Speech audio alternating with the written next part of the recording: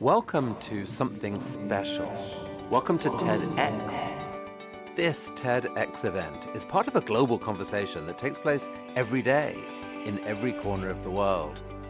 In schools, in theaters, in workplaces, even in prisons, people gather to hear the best ideas bubbling up in their communities. More than 3,000 TEDx events are held every year in 170 countries. It's a remarkable thing.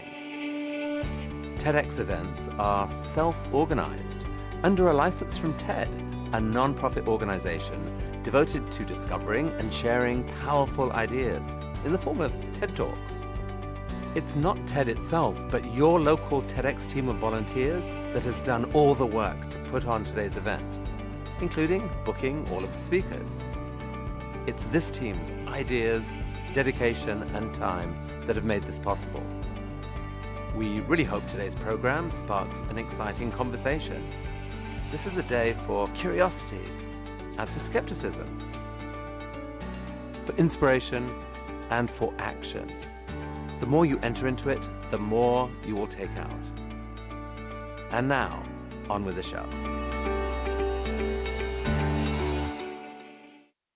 One word I would use to describe this conference is enlightening. Breakthrough. Inspiring. Light bulb. Moment. I said one word. It's gonna be hyphenated. See? Life-changing. Illuminating. Eclectic. Captivating. Intriguing. Working on this conference has been nothing but spectacular. The past 5 to 6 months have made me create memories that I will cherish forever.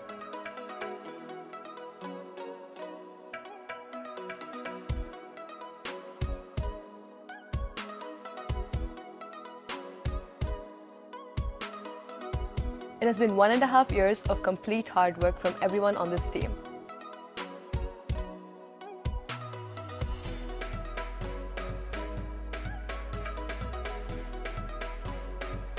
It's been so amazing to meet some of the most hardworking, inspiring people.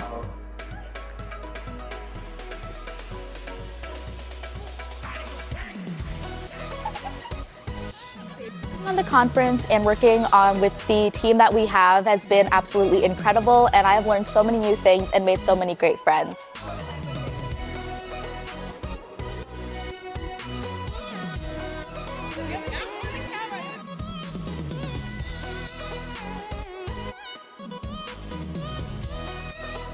Working at TEDxUofTScarborough has been absolutely amazing, and I feel the best part is that it doesn't feel like working, it feels like working with a family, and that's just something that I personally love.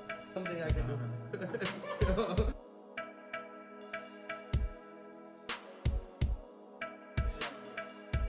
We are shooting for TEDxUTSC.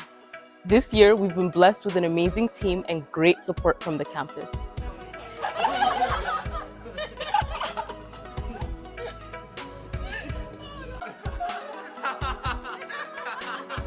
I got to learn a lot, as well as my whole team got to learn a lot. Working with the team has been absolutely phenomenal, and it's given me a valuable insight into the behind the scenes of how a conference of this magnitude is run and set up from the ground up.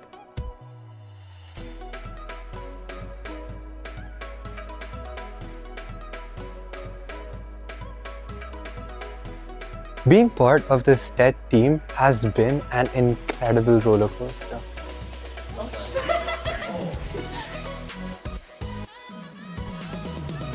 This year's TEDx experience has been the most incredible. With the most amazing people, I cannot wait for you guys to check out our event with Flying Sparks.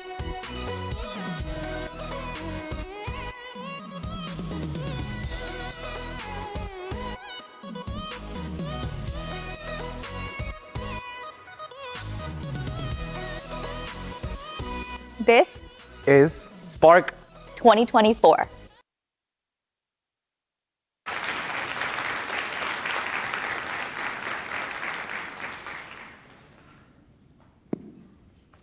Hello, good morning, and welcome one and all to TEDxUoft Scarborough's flagship event. First of all, we'd like to extend a hearty thank you to Colin and Julia for that amazing performance earlier today. We would also like to thank each and every one of you for taking time out of your Saturday morning to be with us here today. Please note, this is a closed-door event, so refrain from moving too often in your seats in order to not disturb your audience members, speakers, and performers.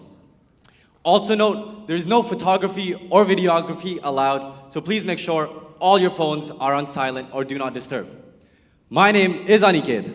And I am Arya. Today, we have 10 incredible speakers and 4 beautiful performances. To find out more information about today's agenda, you guys can find the agenda sheet right in your swag bags. First and foremost, we would like to acknowledge the land upon which the University of Toronto operates. For thousands of years, it has been the traditional land of the Huron-Wendat, the Seneca, and the Mississaugas of the Credit. Today, this meeting place is still the home to many Indigenous people from across Turtle Island, and we're all very grateful to have the opportunity to work on it today. Before we get started with the speakers and our amazing performances, we would like to open up with a few words from the co-chairs of TEDxUoft Scarborough, without whom this event would not have been possible. Ladies and gentlemen, please give a round of applause for Madhu and Beti.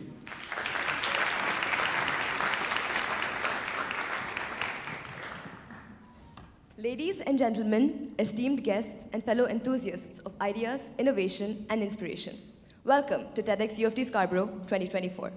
It is with great pleasure and anticipation that we gather here today, uniting minds from diverse backgrounds and perspectives under the banner of Spark, our chosen theme for this year's conference.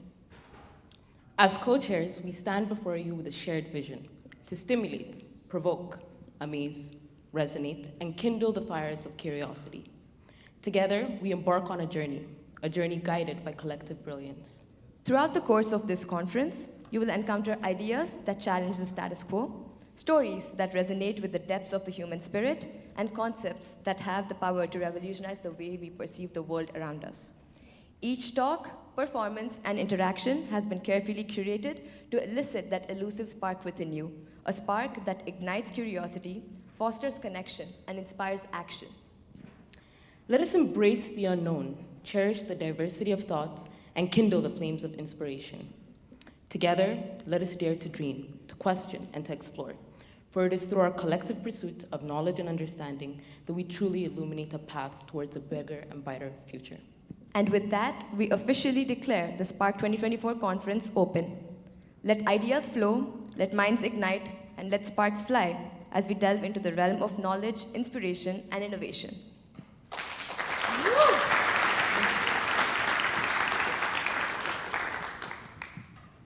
Thank you so much once again, Betty and Madhu, for elevating this conference from a mere idea a year and a half ago to the physical manifestation of it that we have here today.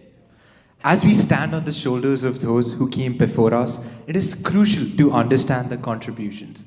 Ladies and gentlemen, we gather under the theme of Spark Just as a fire ignites from a single spark, so too can ideas inspire change. Ladies and gentlemen, let's watch a quick video to know more about our theme today.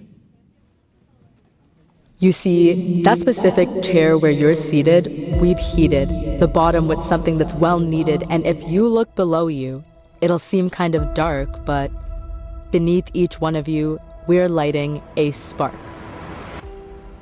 5 words that'll serve as a framework for your learning here today, the wisdom speakers convey, the passion you take away.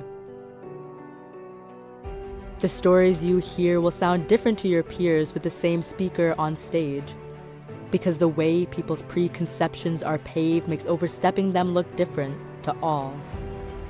Watch words transform into tools that captivate, illustrate, stimulate. Think bold, think meaningful, think controversial. The status quo was designed to be defied, and we invite you to defy it. The way a fire promises smoke, our speakers promise to provoke. Limits are the only fixed things made to be broken, so let's shatter what we know, piecing it back together with the glue of new knowledge, the glue of new ideas that you continue sharing. You'll trip if you try to walk away unfazed, but we'll straighten your stride as these stories amaze. Today, you get to live through lived experiences of others. You'll be a deer in headlights, these personal insights trapping you with the morals they highlight. Embrace the way these messages relate and these actions resonate. Today, listen to unreal tales from real-life folks and absorb the truths that could be your own. Born and raised should be a newfound drive to leave lasting impacts on your people's lives. Free up space in your mind as each of your doubts dwindle, and replace that space with the insights you kindle. The speeches here today align like wooden pillars in a matchbox, filling up all the cardboard walls of this auditorium, and it's up to you as you walk out today to take these matches with you, strike up conversations that keep this spark alive. Carefully move it from underneath your seat and feel its rhythm the way you feel your heart beat with a passion. Take action in lightness or in dark. Step outside of yourself. All it takes is a spark.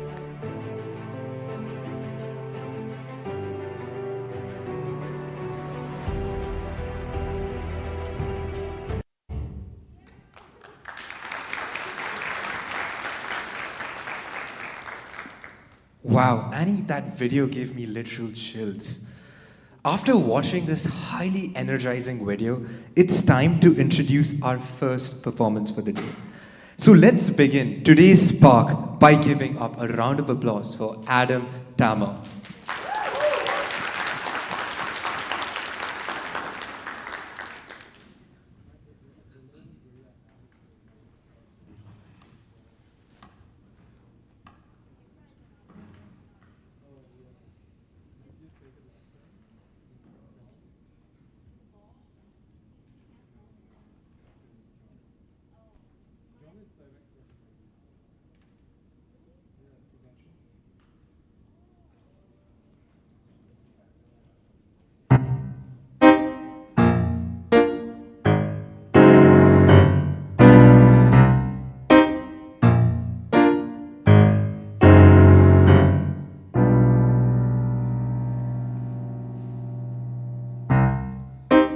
Flying high, you know how I feel. Sun in the sky, you know how I feel. Reeds drifting on by here, you know how I feel. It's a new dawn, it's a new day, it's a new life for me, and I'm feeling good.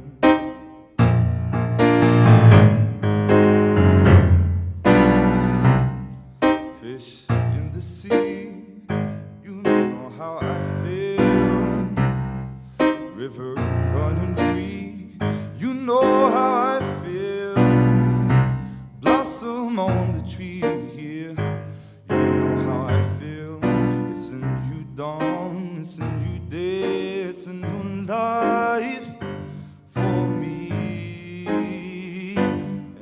I'm feeling good.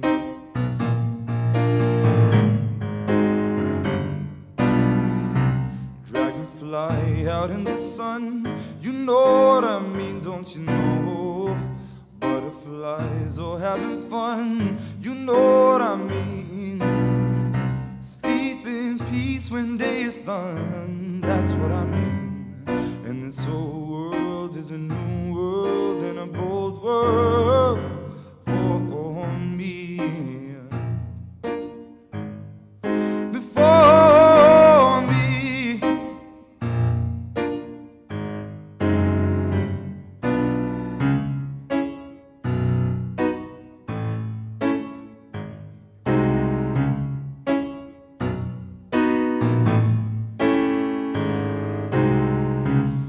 Stars, when you shine, you know how I feel.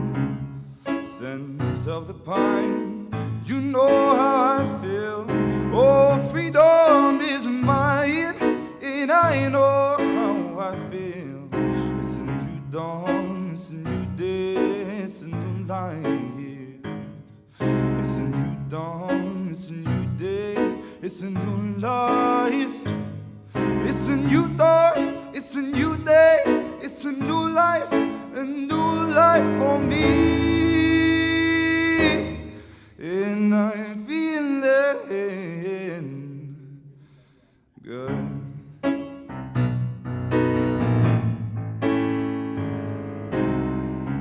I feel so good. I feel so good. Thank you.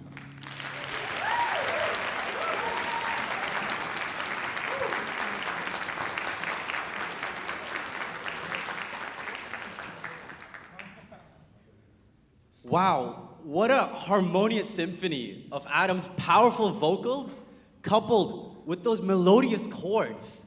Honestly, that performance has got me feeling good for our first speaker of today. She will be giving a talk that promises to push the boundaries of the educational landscape as we know it. She brings with her a secret ingredient that could very well be the key to unlocking an educational renaissance. A system that celebrates every learner, from the mathematically inclined to the artistically gifted. So let's take a moment to familiarize ourselves a little bit more with the first speaker of today's conference, Tanya Kaur Talwar.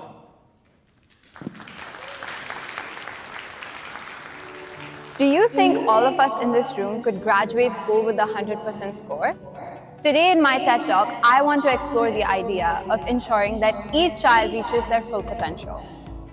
I want to introduce you to a world where you can pursue your childhood dream of being a scientist, a writer, an artist, where you don't have to limit yourself because of an aptitude test, where each child gets the opportunity to explore everything they've ever been interested in. Hi.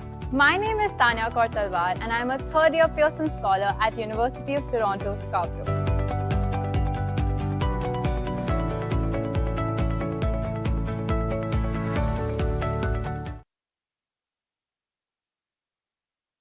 Kaur Talwar. Woo!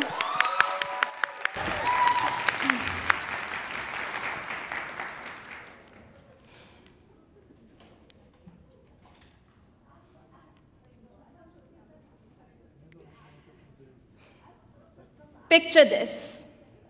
It's a stormy Christmas night in 1821 London.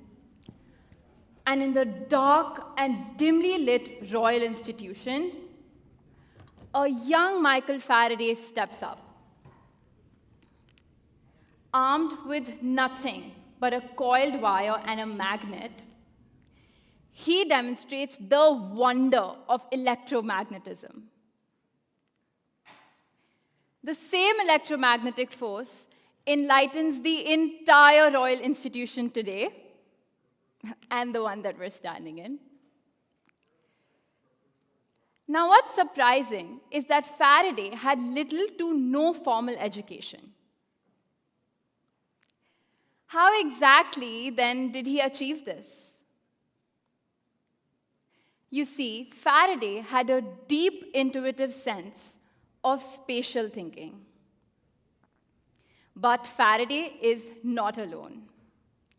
This story of his spatial genius sets the stage for my own story from 6 years ago. Come with me to my 9th grade classroom back in New Delhi, India, where I sat bored and unamused as I was required to work on the annual science fair project. The topic assigned to me was math in mazes, and as a child who passionately despised mathematics, you can imagine my lack of motivation. However, at the time, I had taken to this iPad game called Makorama. And in this game, as you can see, there is a tiny bot stuck inside a maze, and you need to help this bot navigate its way from the start point to the end point of the maze. While I was thoroughly disinterested in coming up with a science fair project, I did think it would be cool to build a similar maze from scratch. So I went down to the mathematics lab and brought some Lego-like cubes called Jodo cubes and started building this maze piece by piece. Slowly, my team and I began doing some research, and we found a strong relationship between spatial ability and maze solving. We wondered if our maze could function as a spatial intelligence test for young children. So, to run this experiment, my teammate Akshat and I redesigned and rebuilt our maze entirely from scratch. Our maze was dynamic, such that it allowed 100+ solvable patterns simply by exchanging parts of the maze with each other. Our maze went from looking something like this to looking something like this. Our experiment involved 400 children aged 8 to 10 years, and what we found was truly astonishing. 110 out of these 400 children performed extremely well on the maze task. But this isn't the crazy part. What was crazy was that 86 out of these 110 high performers had been labeled as slow learners by their teachers in their classrooms. Why was this? Why were these kids who had been labeled as slow learners suddenly the best at something? Even better than the academically strong kids.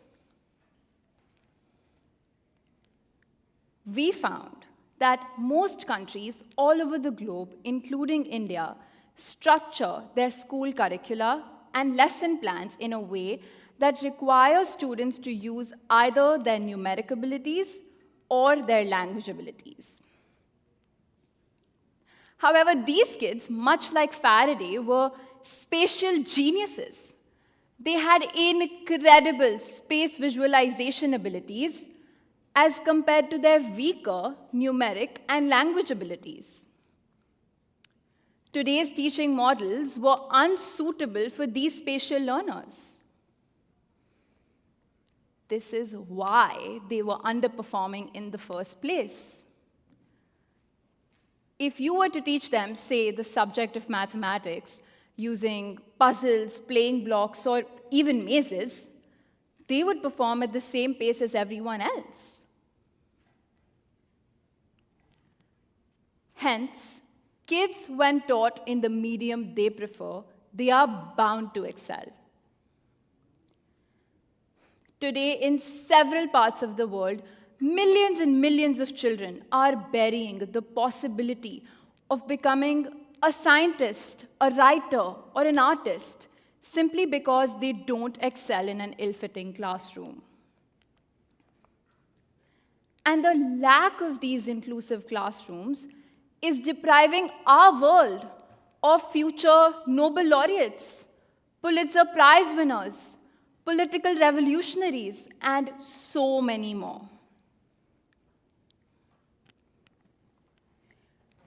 Before the COVID-19 pandemic, 53% of children in low and middle income countries could not read or perform basic mathematical operations by the age of 10. This number represents the learning poverty index of the globe, and it has only worsened since the pandemic hit our society. Educational systems continue to be the most stagnant global systems, where the traditional teaching practices take precedence over newer technology or the ever-changing learner demographics.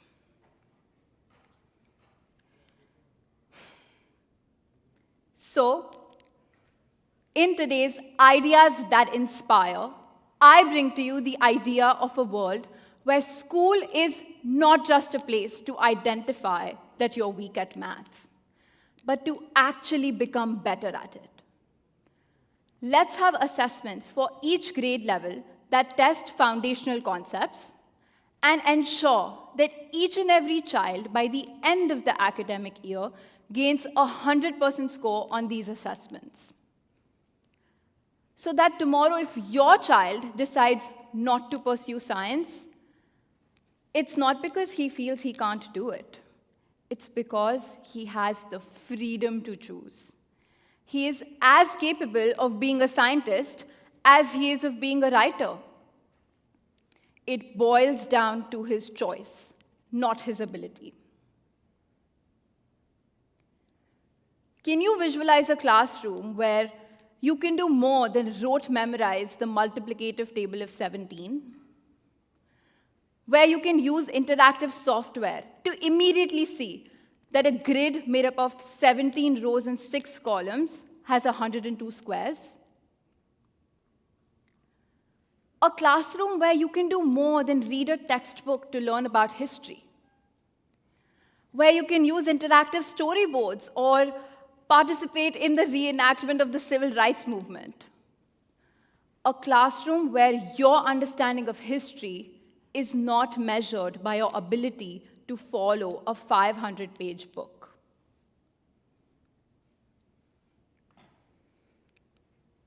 Personally, going from a child who passionately despised mathematics to working as a research assistant for the Mathematical Thinking Lab at one of the most highly ranked universities in the world for research, I have realized the power of adaptive teaching.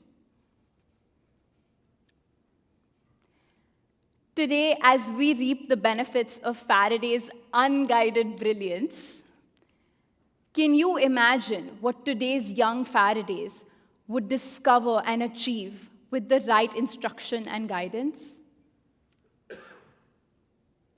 Let's blur the limits of education by unblurring foundational concepts for today's young minds. Because in the realm of education, the medium should not limit the message. Thank you.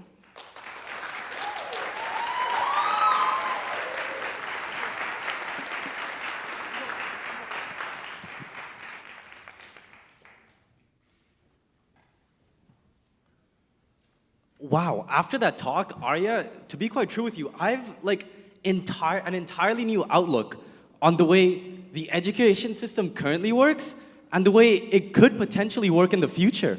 Yeah, honestly, I feel like I've just gained some superpower which will help me learn anything.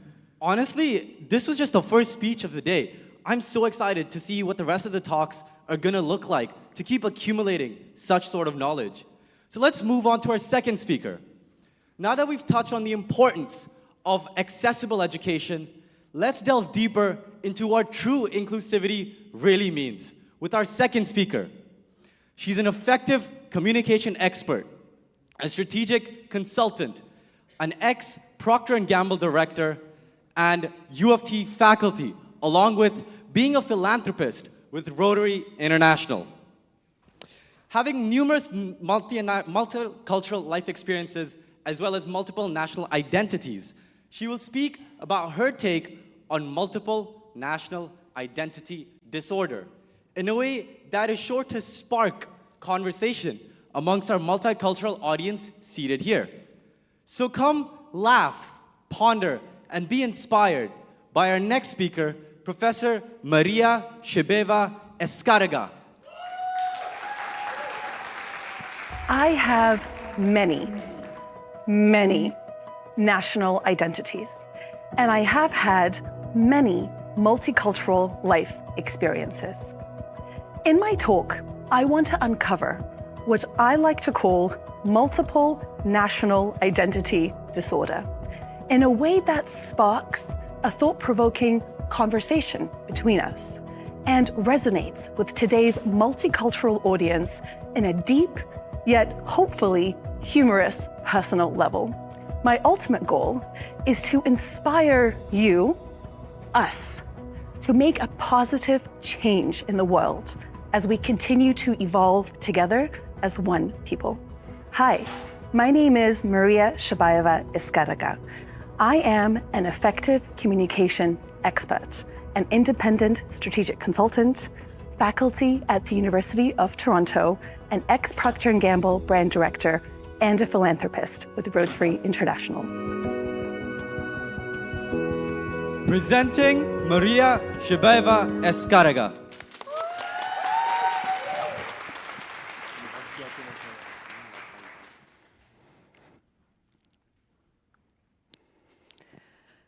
Some people collect stamps, some Pokemon cards, others refrigerator magnets. I collect nationalities, more specifically, national identities. I have 7. I was born in the USSR, a country which no longer exists. I am Russian. That is where my mother was born. I am Ukrainian. That is where my father was born. I am English. That is where I spent my childhood. I am Italian. That is where I graduated secondary school. I am Canadian, proudly graduating here at the University of Toronto. And most recently, I am Colombian by marriage. When I meet someone for the first time and they ask me the very traditional first question of, where are you from? I struggle on how to answer. I have 3 options. Number 1, I could tell them my entire life story, which is what I did with all of you just now. However, you would agree that this is too long for a first encounter with a stranger. Number 2, I could say, I am a citizen of planet Earth. And while 100% accurate, people often think I'm being cheeky, which of course I am. Option 3, I could say one of my national identities. People really like this option because they can categorize me, put me in a little box, label it. I don't like this option because it doesn't actually represent who I am, only 1/7. I often wonder, what is my national identity? Do I have one? Do I need one? How do I feel without one? Or, this is the most interesting one, how do you feel if I don't have one? Almost half of all Canadians, based on the last census, have more than one national identity. That percentage is probably even greater for all of you today in this vastly multicultural audience at the University of Toronto. You have more than one national identity. This has a profound effect on how you engage in society, whether you are a first-generation immigrant like myself, or a second-generation immigrant with cultural and national influences from your family. You can no longer answer the simple question of where are you from by saying any one thing, because that no longer represents who you are. I spent the first decade of my adult life having a severe case of what I call multiple national identity disorder. And I had to live through this experience in order to accept and embrace my multiple national identity disorder so that I can start the second decade of my adult life with a mindset shift that allows me to capitalize on my lack of, or more accurately, excess of, national identity. I want to share with you a few insights that I uncovered through my journey, as well as my proposed mindset shift to help resolve multiple national identity disorder. As I immigrated from place to place, I came to the somewhat surprising and slightly sad realization that I was now an outsider everywhere. I had expected to be an outsider in my new home. What I did not expect was that now I was an outsider in my old home as well, from almost the second I left it. I consistently found myself in situations, in social situations, where I was not enough of any one of my national identities. I wasn't Russian enough. I left Russia when I was merely 4 or 5 years old. I learned Russian, not in Russia, but through a mixture of my mother's pure grit and angelic patience and my love of science fiction novels. And I had never experienced adult life in Russia. I was not English enough. I didn't grow up truly in England. I wasn't born there. I was perhaps a little too wild at heart to understand what it was like to be properly English. And my Frankenstein accent was definitely not English enough. I wasn't Canadian enough. Now, given the level of multiculturalism in this country, I did not understand what being Canadian enough meant. However, it was clear to me that I was not enough of it. Perhaps it's because I'm too direct, or not politically correct enough. Or maybe it's purely because I pronounce Toronto with 2 T's, which I have learned is nothing short of blasphemy for a real Canadian. I'm also not Colombian enough. In Colombia, people often call me a gringa, which I learned is a somewhat negative slang term for American. I have 7 national identities. Can't you pick one of these 7 to make fun of? You have to add another one that I actually do not have. I laugh, but I hope you can relate.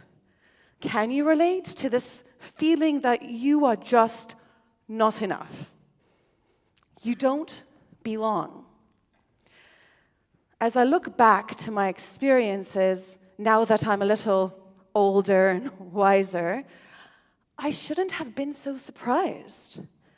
And that's because I'm not any one of these things. I'm all of them. I have taken a little piece of each culture, each nationality, each community, and I have weaved it into my own multicultural life experience. But I kept thinking, why did I feel this way? Why did so many around me feel like they were not enough and that they did not belong? I'm a curious human being. I did some research. Full disclosure, I am not a sociologist. This was research for myself alone. However, I uncovered something interesting. People kept saying, humans, we have moved from place to place for as long as we've existed. This isn't new. But they were wrong. Migration and immigration are two completely different concepts. Migration, yes, has existed for tens of thousands of years, ever since humanity first exited out of what we now call Africa. And it's something we share with many in the animal kingdom. Here's how it works. I decide to move from point A to point B, and I take my entire tribe with me. And yes, my environment is new, but my community is the same. I am not alone. I belong. Immigration, however, it's quite new. On a mass scale, it's existed only for 200-300 years and is quite unique to humankind. I make the same decision to move from point A to point B. But I say bye to my entire tribe, leaving them behind. My environment is now new, and I am an outsider in my new community and in my old community, who I, for lack of a better word, have abandoned. This is what makes one feel so alone, that they don't belong, that they are not enough. As I went through this experience of multiple national identity disorder, I came to the realization that what was needed to step out of it was a mindset shift, specifically two. The first mindset shift needs to happen within us, within me, within you. Instead of feeling like you are not enough of any one thing and that you do not belong in any one place, change your perspective. You are made up of so many different cultures and experiences, and you belong. You belong everywhere. You belong to the whole planet. You have a sense of freedom and flexibility that many others will never get to experience. Feel that. The second mindset shift must happen in our community, in our collective community. As immigration becomes a larger global phenomenon, how do we intentionally never make someone feel like they are not enough, like they do not belong? How do we build this community that collectively evolves together? This mindset shift really makes me think of national identity as a concept. National identity is powerful. We feel naked without it. However, is this mindset shift the first step in humanity evolving past national identity? Think about it.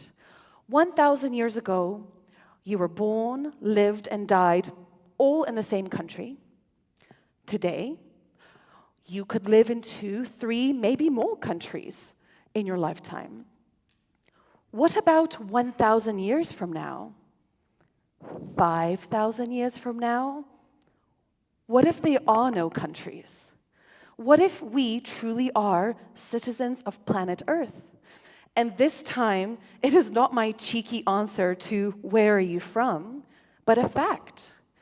We are one people on one planet.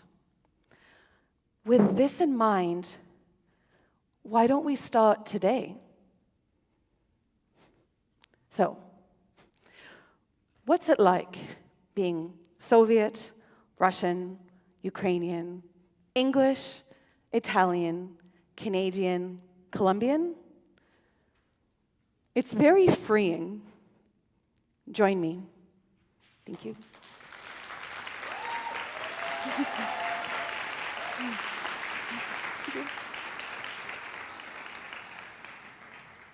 What a fabulously delivered speech with such an equally excellent and relatable topic, not just for me, but I'm sure for everyone in this room.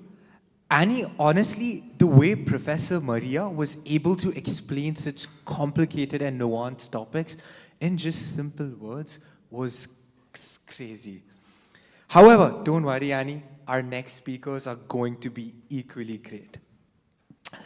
If I were to ask everyone how they heard about this event, a strong percent of you would probably have heard about this when you were scrolling via your Instagram. A lot of you guys have probably joined us while you're watching us on YouTube. Social media has truly revolutionized the way we connect, communicate, and captivate the world. I can guarantee that everyone over here has felt its impact firsthand. Social media isn't just part of our lives. It's the heartbeat of the digital age. And who better to guide us through this heartbeat than the visionary co-founder and CEO of Viral Nation, one of the world's biggest and most innovative agencies. Ladies and gentlemen, let's get familiar with Joe Gagliese. The entire world really needs to get a better understanding of social media and its implications to them. It has never been seen in the world's history before, such a magnificent change. And it's important that everyone who's a part of it starts to understand and starts to get into dialogue around what this means and how we can make sure that we are getting all of the benefit and we are missing out on all of the negative pieces that could be associated with such a big change. Hey everyone, I'm Joe Gagliese, CEO and co-founder of Viral Nation Group, founded here in Toronto, Canada. I'm excited to be here today for this TEDx talk with this incredible team. I'm going to attempt to unpack the nuances of social media that are fundamentally changing society to give everyone a perspective on what's to come, how you can be a part of it, and more importantly, how you can benefit from the world changing because of social media. Presenting Joe Gagliese. Hi everyone. First of all, thank you so much to the TED organization and this awesome U of T team who worked so hard to put this event on. I have the privilege of speaking around the world on the topic of social media, and I've been in this space for almost 10 years. And that's a long time in the social media space. And through that, I've been able to see almost every facet of social media, from its changes in the marketing world, its changes in society, its changes implemented across government. And guys, it's a major change. Let's start with, by a show of hands, and everyone watching on YouTube, you can just nod because you're already there. But how many of the folks in this room utilize social media every day? And how many people in this room utilize social media more than they do every other form of media that's available? For those of you on YouTube, the whole room pretty well raised their hand, right? So it used to be said that media runs the world. When I was a young man, everyone used to say the big media companies are gonna, tell us what to do or how to do it. They tell us what to buy. Right? And not too long ago, just 5 to 10 years ago, there were 7 companies that controlled everything we saw, heard across North America. Now today, the biggest shift that's ever happened in the landscape of media is now you and I, run the world's media. And what do I mean by that? Last year, a study came out that said that over 50 million people globally consider themselves social media influencers. That means that they're creating content at that level of scale. Now it went from 7 to 50 million individuals contributing to the media that we're consuming in society. And that, guys, is dramatic. It has massive implications. So today, what I'm going to really try to do is allow for double tapping into each fundamental change that social media is having on society. And the goal here is not to scare everybody. The goal here is to allow everyone who gets to listen to this conversation the ability to see things from outside of it as opposed to seeing it from inside of it. Because sometimes when things change, we don't really realize they've changed because we're just participating in it. But I've always found that in life, whenever I get an opportunity to understand the cause and effect of things, and I can step outside of it, not just as a player, but as a coach, I find different opportunities and ways to utilize that information. And that's my goal today. Okay? So when we think about social media's impact on the world, we start with thinking about how social media has changed how we transact, right? The whole world works off of us as consumers. And I'm here to tell you that the biggest shift in the consumer journey of how we buy things in world's history has happened because of social media. I always use this cool example about buying a car. Before, we would see a TV commercial, radio spot. We would likely go to a local dealership, at which point we would meet our salesman friend, and we would leave with a Ford F-150. The consumer journey was really predictable when there were 7 media companies that ran the world, right? Now, that's completely altered. We're discovering new products and new services in the new F-150, likely through social media in the beginning.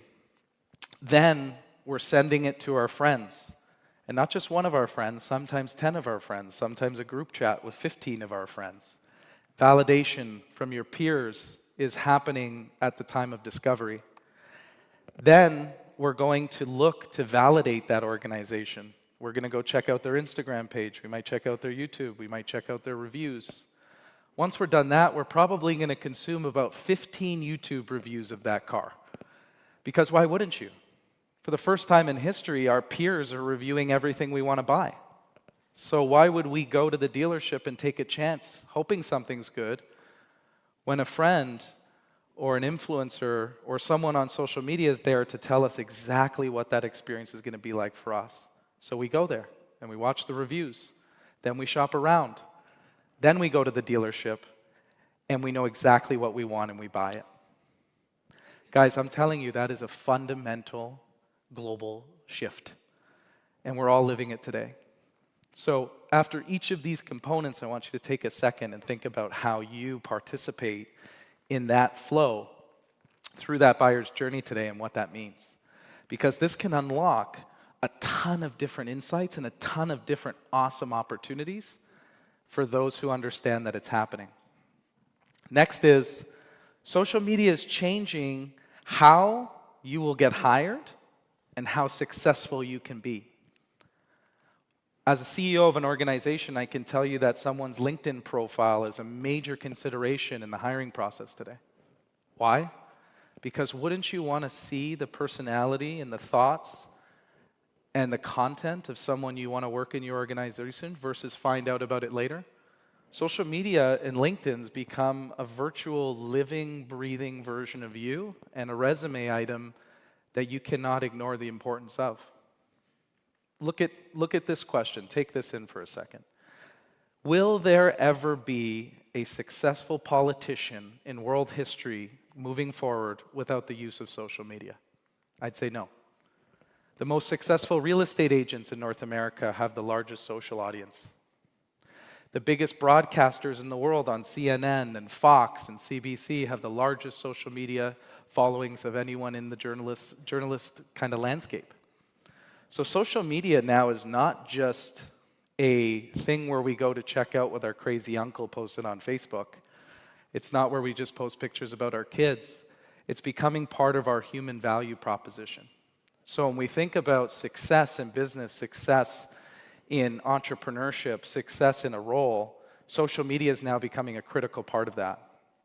So I take a second here on this slide to think about, right, what are those implications? How can I use them? And how can I better myself with understanding how important that is today? Because in big change comes big opportunity. It's something that's been said in every Terminator movie that's ever been made. And when you think about that, there's a lot of people who don't understand this yet. So therefore, that's what poses the opportunity. So if you're a young person, you're coming out of school, you're interested in achieving something big, this is a hack at the moment that can help you get there faster, stronger. Okay?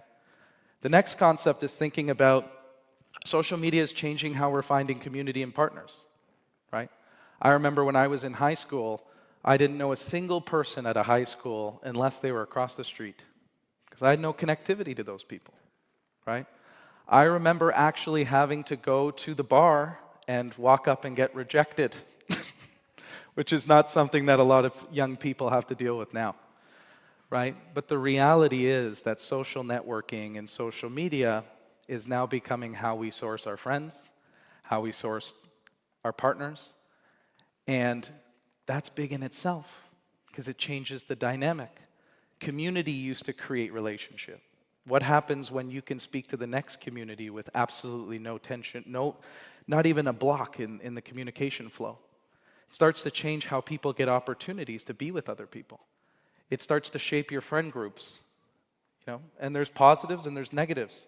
But it's understanding that social media is now not just those cute, funny dancing videos, but it's truly, truly shaping how we're formulating relationships with other human beings. And it's doing it at a pace that's never, ever, ever, ever been done before. Next is social is supercharging how we're learning. I laugh because I'm in the business of artificial intelligence. I started building AI technologies 3.5 years ago at our organization.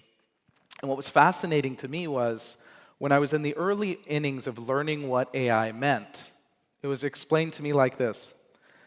A bunch of really smart computers see things, learn things, get better, was the simple way.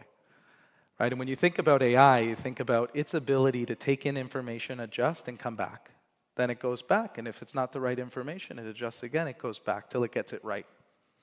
And because of its ability to do that with speed, it beats humans. And now all of a sudden, it knows how to do everything faster, better, stronger. But the correlation I took from learning about AI was interesting, which is I would argue that social media is almost like a version of human AI, and no one's thinking about it or talking about it. So let me unpack that for you for a second, okay? The amount of learning that's happening on social media at the speed it's happening, for the amount of people who can consume it, is unprecedented. Think about this. How many of you have used any of these statements? Just YouTube it. I learned it on IG. I saw it on TikTok. You're seeing thousands of pieces of educational content per day. I was talking to someone the other day, and he called out something interesting to me, which was, if you were someone who was working in a trade, in an oil mine, on an oil field somewhere in Western Canada, you wouldn't have access to this type of information. You would be uneducated to the world because you wouldn't have access to the information, because you were working hard. You didn't have the tools. Now, it doesn't matter if you're on a salt flat somewhere in America, or you're working in the bottom of a mine, it doesn't matter. We all have access to learn the same things. So now what humans are doing is that they're putting educational content into the machine, right? So when I make that TikTok recipe and I put it out on the TikTok, I just informed 12 other people of how to do that new thing. And guys, that's happening millions and millions of times a minute. So if you take a step back for a second and you think about social media as an education superhighway, we're all on it. And my thought-provoking question back to you guys would be, what is that going to create over time? Look at how fast AI moved and what it can do. What happens when everyone in the world is educated the same way, with the same intensity, with the same tools? That's never happened before, right? You think about class systems. A lot of that's because folks didn't have access to the education they needed to be able to be successful. They have it now, right? So when you think about the implications that social media has on learning and the scale and the speed at which we're learning it, I would argue that we're competing with AI. We're just doing it with each other. Next is, social media has no borders. When I got started in the marketing game, I was taught that someone from Canada and someone from Venezuela were so different that we couldn't market the same thing to them. That's what we were told. So if you wanted to go and do some marketing in Venezuela, you'd need a Venezuelan marketing strategy, because they are so different than the guy in Canada. Well, what's interesting about social media is it's broken that barrier completely. So if you're a young man or a young woman in Argentina, and you're a young man and a young woman in North America, you have access to and are likely watching a lot of the same content. So it's creating really interesting connectivity globally that we've never experienced really before. Now that comes in a number of different forms. It comes in a form of collaboration. Most recently, the last couple of years, I don't know if anyone in this room has missed it, but it's not been the greatest geopolitical, global-friendly relationships going on at the moment, right? But what I can tell you is social media has done a damn good job of making sure that everyone's accountable, right? That never happened before. I think a lot of us forget, especially young people, that most of the time in the world's history, when really, really bad things happen to people in faraway places, you wouldn't know about it. It's only now that we have social media that we're able to support our brothers, our sisters, our friends in these other countries who need us. We're able to take the pain and suffering that others are feeling, and we're able to put it out to the world in a way that's magnificent. That never existed before. So when we think about the power of social media, and we think about the world, and we think about the learning, and we think about all these pieces, I would ask you, have you ever heard such a compelling argument to such a significant change ever? Because I haven't.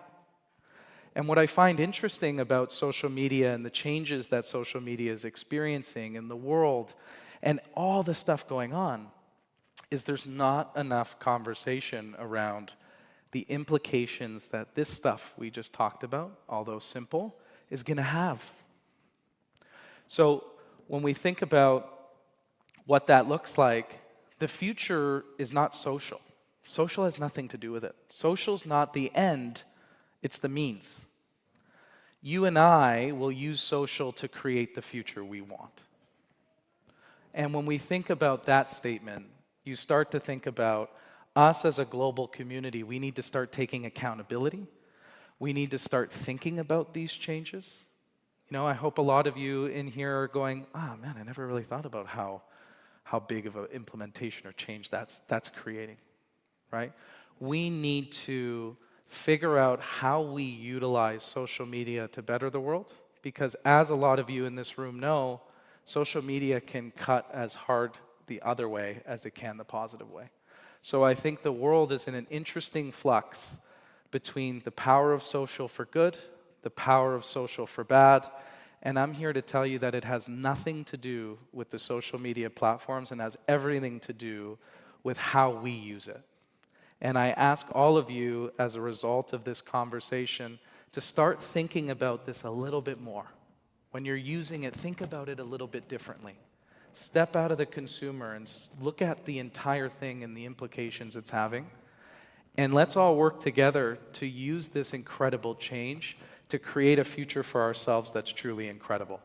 Thank you so much for having me today. I really appreciate it.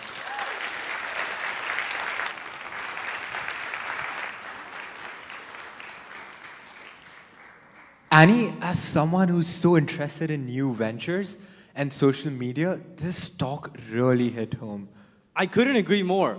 Personally, I was brought up on the internet, and admittedly, I spend more time on YouTube than within my own classrooms. So Joe's talk, it stuck with me on a deep and personal level as well. And honestly, it left me with some great food for thought. Did you just say food? Yeah. Now that I think about it, I think I'm really famished.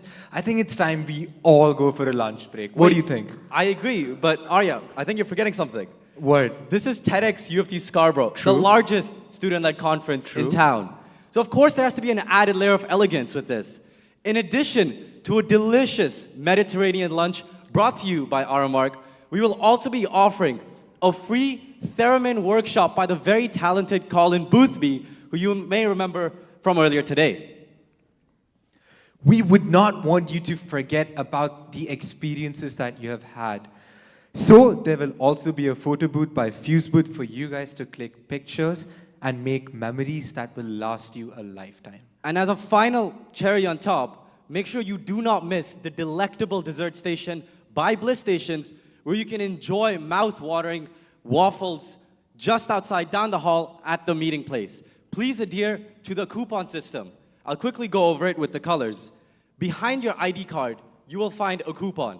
If it's blue, your time slot is from 12:30 to 12:55. If it's green, it's from 12:55 to 1:15. If it's yellow, it's from 1:15 to 1:35. And if it's red, it's from 1:35 to 1:55. All of these are posted up there with the waffle station as well. So please exit through the 2 back doors behind you and be back by 2:10 p.m. Thank you.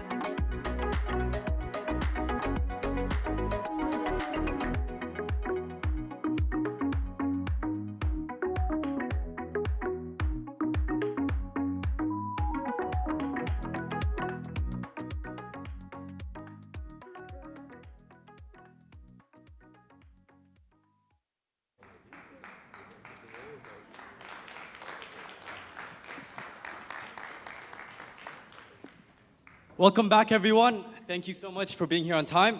Please take your seats as soon as possible, and once again, refrain from making too much noise. Make sure your phones are on silent.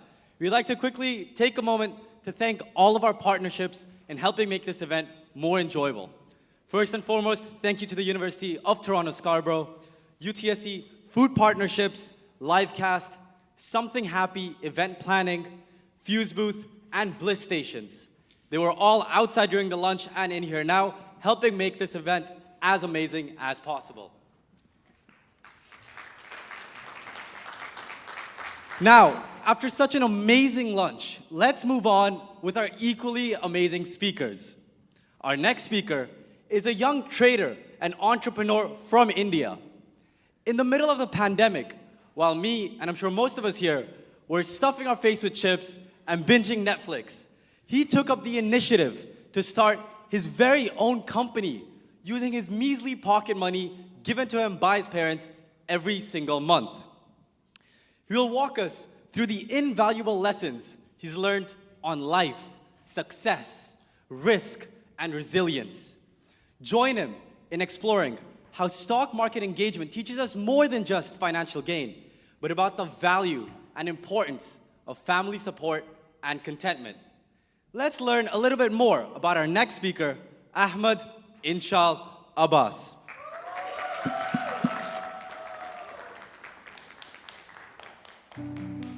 Exactly 4 years ago, I came out of my mom's room crying with no hope. Why? Because I had lost all her money. And today, I am standing here and going to explain to all of you the mistakes that I've made in those 4 years. But you guys don't have to make the same mistakes and only take the invaluable lessons that have shaped my journey. And all of this is only possible because I listened to my mom. Hi, my name is Ahmed Inshal Abbas and I'm a second year student at University of Toronto Scarborough pursuing finance with statistics. Presenting Ahmed Inshal Abbas.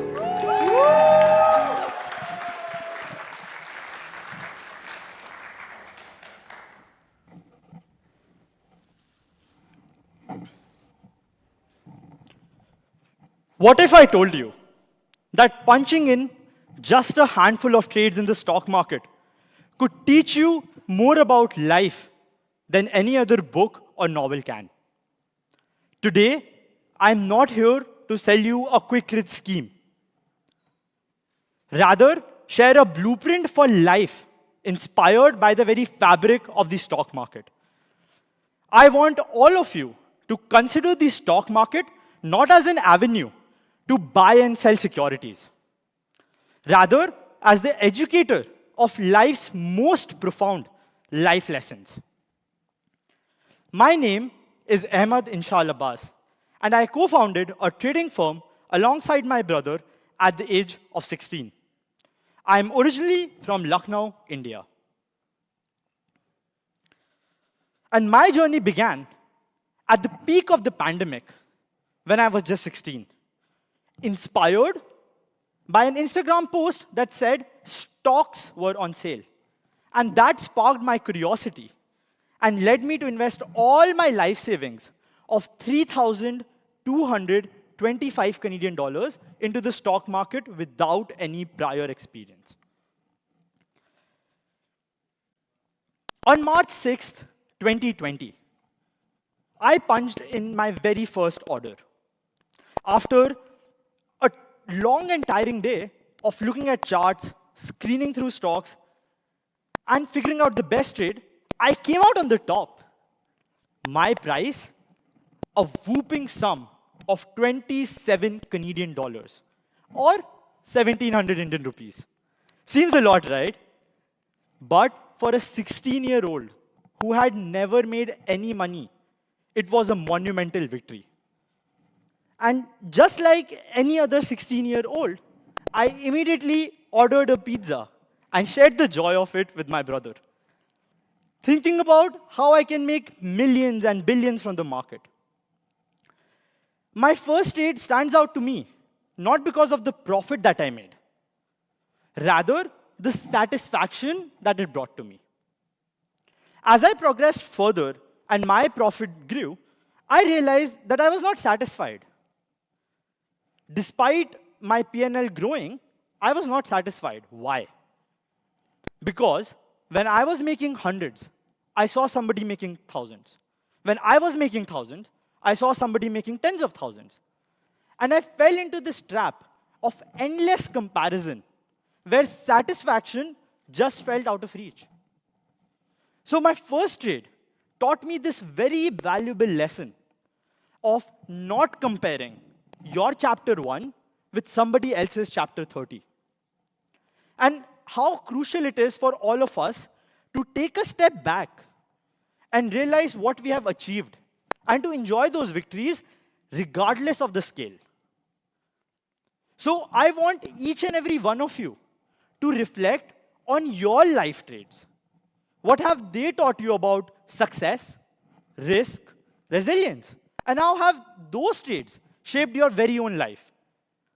After all, it's not about the lives that we make on the market. It's about the trades that we take in our real life. But let's pivot back to the narrative.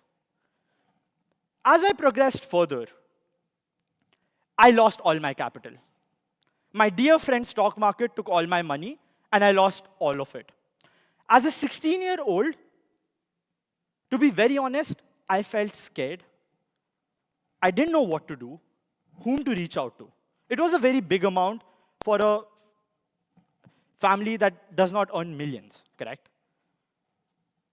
And I somehow gathered the courage to go and tell my mom what had happened. To my surprise, I did not receive a flying slipper on my face or get out of my house right now. Instead, my mom patiently listened to me and told me the following things. I am ready to lend you $3,000 only if you not make the same mistakes again. And those words shaped my journey and shaped me into who I am today. So the lesson behind this trade is that when everything falls flat on your face, when you don't know what to do, when you are scared and when you are at the very rock bottom of your life, you should be bold and not be afraid to reach out to your loved ones, because at that point of time, the words of wisdom and encouragement will propel your journey. But there should be a very burning question right now in all of your heads. The guy started trading, lost all his money. Why is he here speaking to all of you, correct? The answer to that question is that I figured out a winning formula, which is not only applicable in trading world, but can be replicated in our day-to-day lives. The goal of this talk is not to talk about myself, but to give you all a perspective on how we are trading life and not the stock market. So let's talk about the winning formula. My winning strategy consists of 4 things: journaling, risk to reward, cutting down your losses and holding on to your winners, and having an edge. So I will go deep into each one of them. First, journaling. So when I started off trading, I was making consistent losses. And when I was making consistent losses, it pondered upon on me that why am I making these losses, correct? And to figure out the problem, I started journaling. And what do I mean by journaling? That I would write down the thought process at which I am entering the trade with. How did I feel during the trade? With what rationale I executed that trade? And what was the outcome? Which soon started as just a hard, cold journal like this to jot down my trading ideas became a crucial part of my day-to-day life. So now, how did this journal help me, correct? This journal helped me reduce my reactivity. What do I mean by reactivity? Is when I would put on a trade, and my profit and loss would fluctuate, and I would see a negative number or a positive number, I would jump onto it and forget about my trading plan, forget about why have I put on this trade. So this trading journal acted as an X-ray vision into my very own decision-making process. And very vividly told me that this is what I'm doing wrong, this is where I am, this is what I'm doing correct, and what is the issue? Why am I making these losses? And personally speaking, when I implemented this in my life, it taught me the importance of listening and made me a very composed individual. So what I want from all of you is to go home today and not write pages and pages long of how you felt, what did you do, who did you meet. No, not at all. The purpose of this journal is to figure out what weighs you down, what are your strengths, and work on them. And the purpose of a journal falls flat on its face if not periodically reviewed. It's not about the journal. It's about how you are able to connect those dots and implement it. So the first step in my winning journey is to journal. Second, risk to reward. So let me explain to you this concept. Let's say a stock X is trading at a price of 100. You decide to buy it, and you have two rules. You're going to book your profit when it reaches a price of 102, and you're going to come out of the stock when it reaches 99. Your risk, 100 minus 99, which is $1. And your profit, 102 minus 100. That's where you're going to book your profit, so $2. So your risk to reward in this trade is 1:2. And if you talk to any market-oriented person, he's going to tell you that this ratio needs to be favorable. And in markets, we come across this very unique concept of blackage. What is a blackage? A blackage is a trade where your reward far surpasses your risk. Let me give you an example. For instance, you put on $100 into Bitcoin back in 2016, and today's price is at $70,000, right? And you got that, and that's a blackage moment. But what was a blackage moment in my life? A blackage moment in my life was when I was confused between this and the institution that I'm running. And after a serious confrontation with my brother, I realized that in this condition, the risk and the reward far surpasses the risk. And eventually, that has paid me out well. I got this platform to share my thought and much more to this. So in my life, all of you today took a decision. That decision is nothing but a trade in life. And that trade in life has a risk to reward. All of you guys decided to come up here and listen to different speakers. What was the risk? $40? $50? Some amount of time of your life. But let's say you take one meaningful thing out of this, and that pays you well advanced in life. Isn't that a good risk-reward ratio? Think about it. Just like this, without thinking, we execute hundreds and thousands of decisions in our life without considering the risk-reward ratio.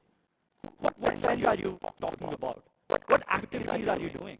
Right? And in a sense, every decision that we take has a risk-reward. We are just naive. We don't take it from a perspective to consider it.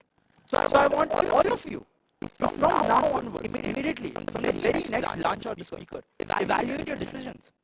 See if it has a favorable risk or reward. Why are you willing to lose more than you are willing to gain? It's as simple as that.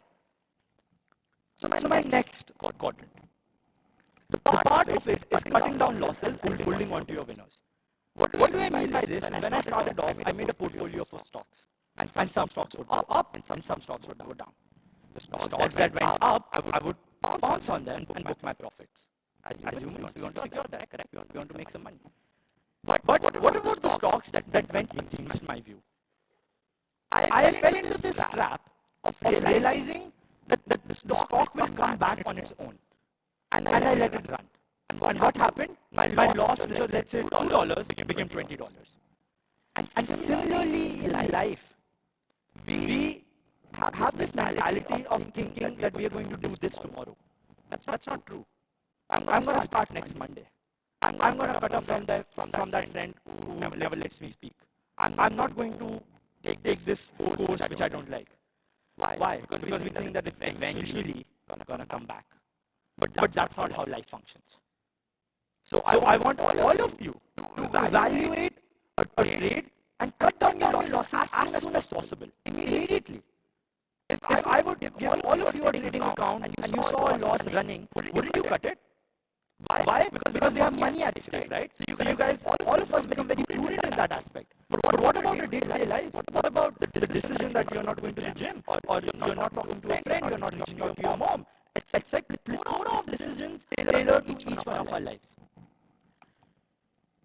Next, my edge.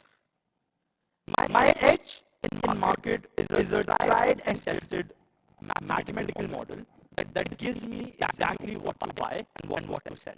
Correct? But what is my edge in real life? My edge in real life is way more personal and close to my heart.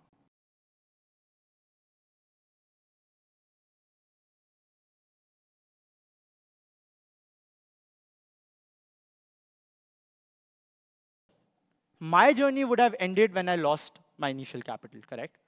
It was my edge, my mom, that bailed me out from that and gave me another chance to do that. And even today, when I have a problem in my school life or anything, I reach out to her. So the question to all of you is that this is one aspect that I cannot figure out for all of you. You need to dig deep down your decision-making process and figure out what your edge is. And trust me, it's never too late to find your edge. But it's absolutely necessary to figure out your edge to become a profitable trader, not in the markets, but a profitable trader in life. All your decisions rely on that. So today, I have given you a winning formula that essentially gives you all the required tools for you to essentially trade life in the most profitable way. You have a risk management system. You have understood the concept of risk to reward.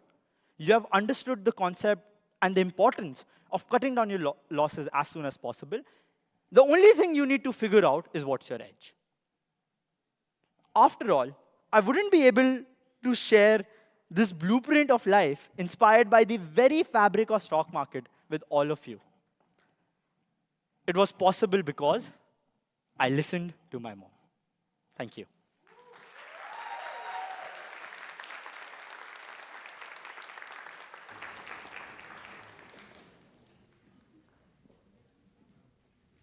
Wow, honestly, as a finance bro myself, I can't lie. I was hooked onto Inshal's speech from the very first word. And it's evident he isn't simply just numbers on a balance sheet, but there's so much more with the way he connected that to life as a whole. Although, remind me to ask him his outlook on Bitcoin after the conference. Annie, I get it that you're a finance bro, and before you show out your portfolio to everyone, let's remember this is a TED conference. So can you please tell me what we are doing next? Of course. Ladies and gentlemen, don't blink and be at the edge of your seat or else you'll miss her captivatingly enchanting dance moves. Please give a thunderous round of applause for our next performer, Hameen Fournier Hassan.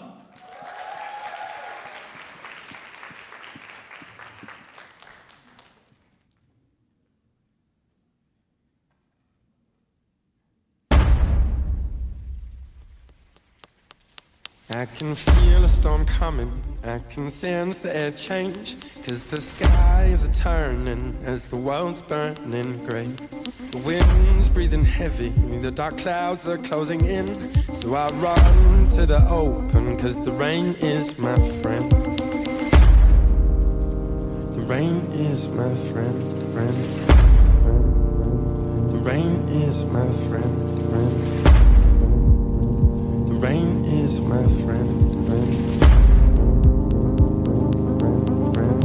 I can feel the air changing, yeah, it's warm and it's thick, as the sun's disappearing and the clouds closing quick. I know what's coming, all my hair's stand on end, and I run to the open, 'cause the rain is my friend. The rain is my friend. Rain, rain, rain. Rain, rain, rain, rain, rain, rain, rain, rain, rain, rain. I can feel a storm coming, I can sense the air change, 'cause the skies are turning as the world's burning grey. The wind's breathing heavy, the dark clouds are closing in, so I run to the open, 'cause the rain is my friend.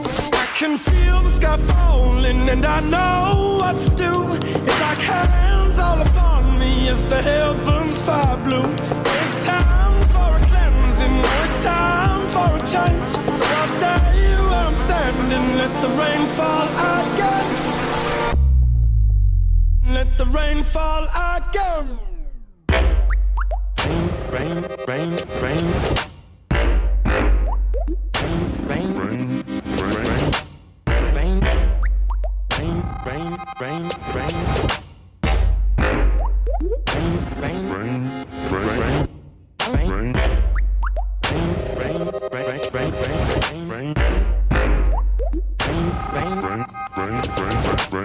rain, rain, rain, rain, rain, rain, rain.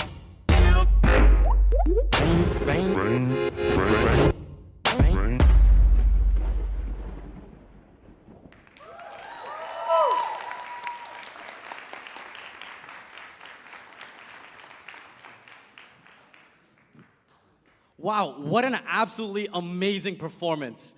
Honestly, my legs, arms, my bones hurt just trying to think of recreating some of those moves. I feel so energized. Yeah, 100% Annie. And I want you to hold on to that energy for our next speaker. Our next speaker is someone who's heavily involved with the world as a whole. Delegates, get ready to navigate the high seas of global strategy and diplomacy. With our fifth speaker, who is the esteemed president of NATO Association of Canada and a naval intelligence officer.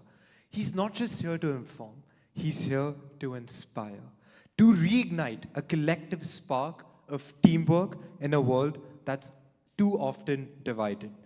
Let's find out a little bit more about a man who knows the true north of leadership. Presenting Robert Baines.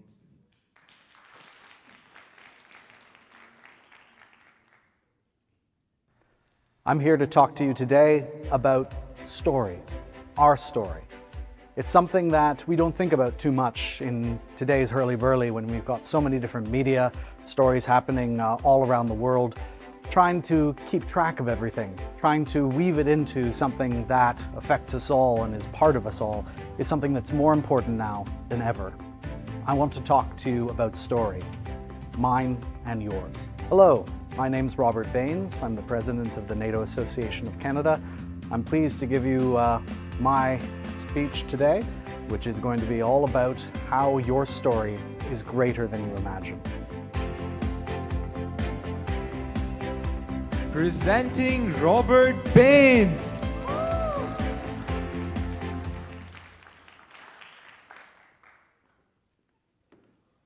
Thank you. Stories are immensely powerful. They shape the way we see the world and how we act in it. Stories create meaning to the individual moments of our lives. Stories such as how our parents and grandparents overcame odds and challenges. The stories of the formative events of our youth, how we first met those that are friends and that we love. Stories enhance and order the fractured moments of our lives and can create a pattern of beautiful meaning. Stories grip us. We know their personal power. Sometimes we enter into a story that's larger than ourselves. And I'd like to talk to you today about such a story. It's a story of gratitude. And it's my story, and it's yours as well, if you choose to see yourself within it. My own story began in a burgeoning, expanding Toronto in the 1990s. My life was amazing by any account. I had plenty, I had community, I had love, all of those things. And not surprisingly, as an adolescent, I didn't really pay attention to the value of those things. I didn't give much thought to them. But what was it that I truly had in Toronto? What was it that I was ignoring? Well, how about free healthcare? Something as simple as clean and plentiful water, the thriving cultural institutions, the health, the education, the infrastructure, having energy, even something as simple as not having to worry about my house being blown up. Well, I didn't think about any of that. I didn't consider it for one moment. All of these things that were essential to my life, to my being, didn't think about them at all. Not once. And certainly had no gratitude. No. Adolescents have other things to concern them. And not surprisingly, we all have our own tribulations. I was bullied. I had a learning disability. I wasn't that popular.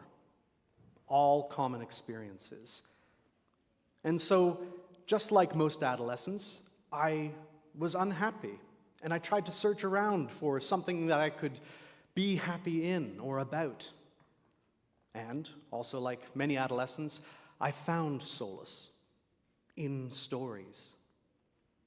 For me, it was historical fiction, the fall of the Roman Empire and the succeeding Dark Ages.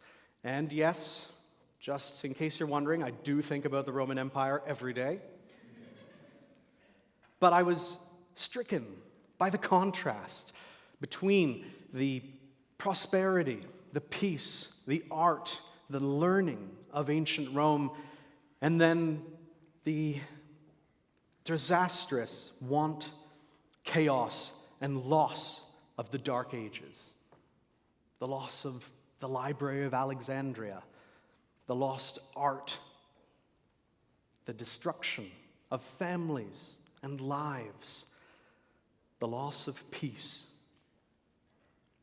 All of these things affected me greatly. I had this great sense of the loss, and then also of the forgotten. I started reading tremendously about it, the histories, the letters of those who wrote from the height of ancient civilization. And then I read various accounts of the destruction of all that they had built, all that they cared for so much. It made me feel like I had a personal stake in those stories. And even when I was reading some of the accounts of the destruction, I felt like I was watching news bulletins about the destruction of something that I loved. This is all adolescent fancy, of course, but I felt it keenly. As I went through high school, I learned the nuts and bolts about the modern world. I slowly began to comprehend of the enormous work, the hard uphill battle to reclaim some of what was lost, and the new institutions and things that were created to enhance the arts and sciences to bring us to the beginning of the 20th century. It took so much work. I hadn't thought about that until I really got through high school and looked at it closely in front of my face. So much work, so much effort. And what does that really mean? It means lives. It means lives dedicated to that work. And stories of those lives, hundreds, thousands, hundreds of thousands of stories of striving, of discovery, of ideas. And all of these stories woven into a single epic story. And that is the story of our current moment. I remember walking home from high school one day, beautiful spring day, absolutely fabulous. Everything was right, birds were chirping, all of that. And I looked up into the sky and saw this magnificent purple-hued sunset, just inexplicable. And I froze, just in my tracks. It was like a bolt of lightning, and I suddenly realized how unbelievably rare such an experience was. The ability to enjoy peace and security in Toronto, Canada. That was not natural. It didn't happen by accident. It took so much work. And I realized that I was the recipient of a chain of events, a chain of effort from generations past to create the world we have today. Not only that, but I realized that I could be a part of that chain, a page in the story of our current moment of human flourishing. This was a very vague idea at the time. I didn't know what it meant or what I could do with it, but I stumbled into this idea of the fact that I had been born great and that I could be part of the greatness that I had found. Shakespeare wrote, "Some are born great, some achieve greatness, and some have greatness thrust upon them." Well, we here in Canada, in the 21st century, have a bit of an odd problem, don't we? We've been born great, and we don't often recognize it. Not often enough. It's a strange problem, but it's one that we have to confront, because I tell you this, every individual for the past thousands of years would give anything to be here today in your shoes right now. Well, look around. Look at the world that you find yourself in. Queens and pharaohs could not command the kind of information and entertainment you have nonchalantly in your pocket. The kind of education, health, welfare, security, all of these things that we take for granted place you above 99.99% of humans who have ever lived, the history of the world. That makes us the 0.01% of history. You.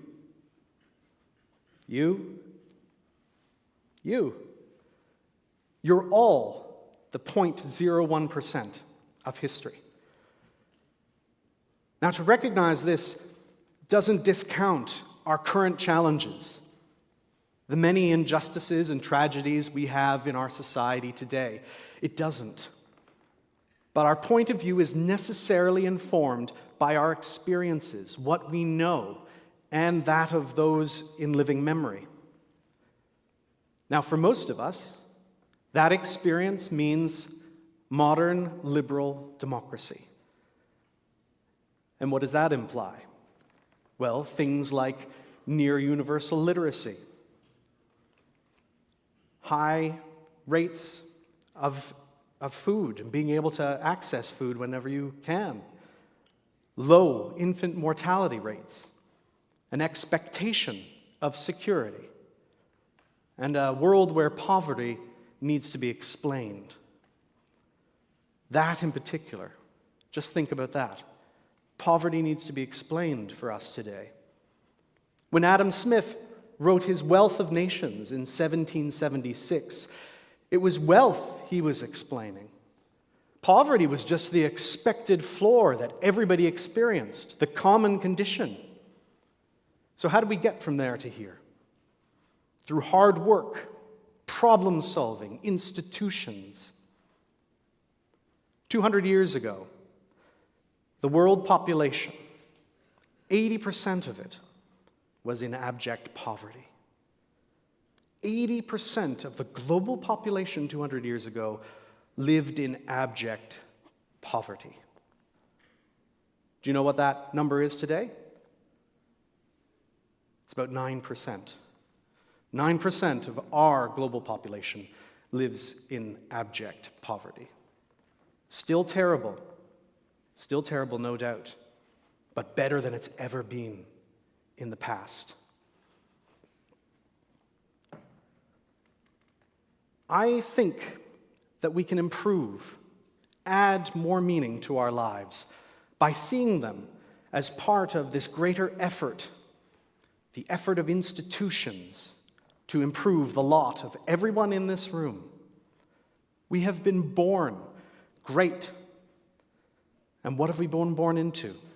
Our democracies, our institutions, all of the pieces of the rules-based international order built out of so much effort over the past 70, 80 years, and from the learning of the suffering of the 2 world wars. It's not insignificant. But the progress that we've had is not inevitable. It's something that requires work. It requires you to be part of it, to be part of our institutions. And these institutions and our systems are not perfect, not by any means. They're flawed, like democracy. And democracy, after all, is the worst form of government, except for all the others. The same could be said of our own society, our own government, and the rules-based international order itself. It's not perfect, but it's the best we've ever come up with.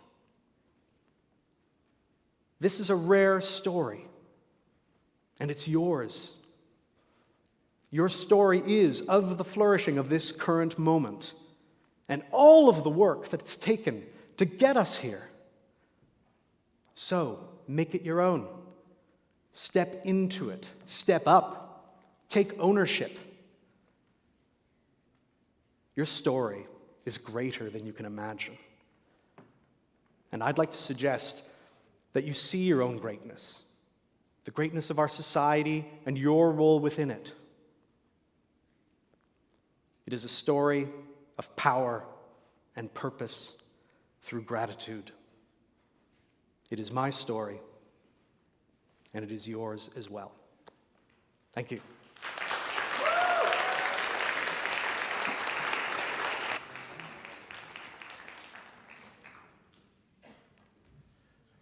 Annie, that talk by someone so esteemed was amazing.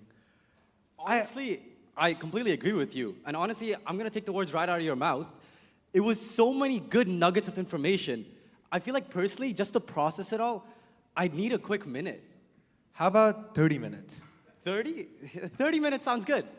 Let's do something. How about we take a quick 30-minute movement break so we can quickly run to the washroom, stretch our legs, collect our thoughts, and be back by 3:20 sharp. Annie, just one more thing before everyone goes. I think the audience is getting super bored of just seeing you. Not me. Me, you, bro. It's definitely you. Okay, let's be honest. I think it's the both of us. Admittedly so, I think you might be right. So I think after the break, thank you guys so much. You've been an absolute pleasure hosting, but you'll be greeted by the fabulous duo of Anu and Alia to be your new MCs. Once again, it's been an honor. I've been Aniket. And I'm Arya. We are signing off.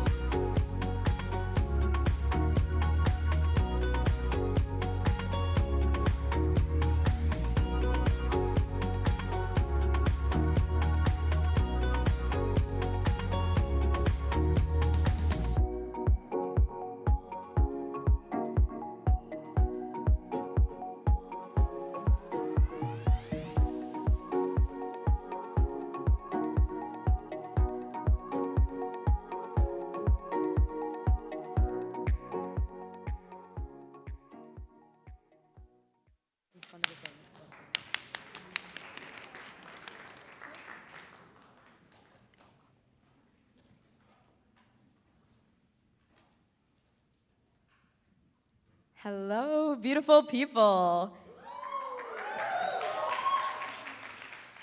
And hello to my beautiful co-host. You're looking mighty relaxed after that movement break, looking ready to learn. Oh, I am so ready to listen, ready to learn. But before we move any further, I would love to thank our morning co-hosts, Aniket and Arya, for bringing their bottomless energy and engaging with the audience all morning. Let's give them one more round of applause.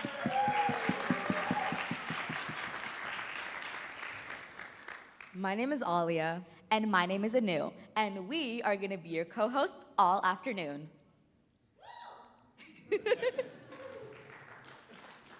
Part of the TEDx experience is appealing to not just one, but all of your senses. We have just addressed your sense of feeling. And now we want you to listen. We want you to listen to our next performer, Sunmeet Kaur.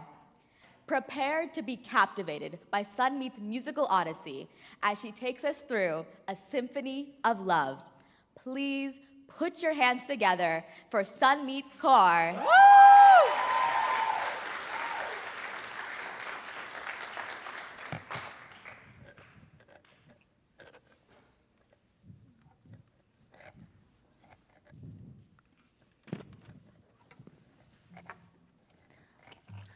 Hi everyone, my name is Sunmeet Kaur and I'm a first year management and international business student here at UTSC. I want to begin by thanking the entire TEDx team for giving me this great opportunity and putting together such a wonderful event. Can we please clap for all of them?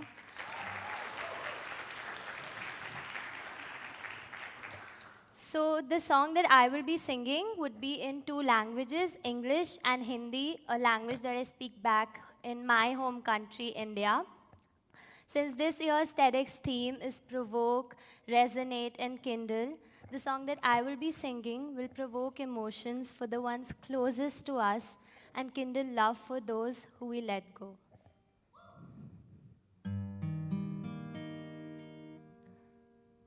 Will you ever come and find me? Will you ever come and find me?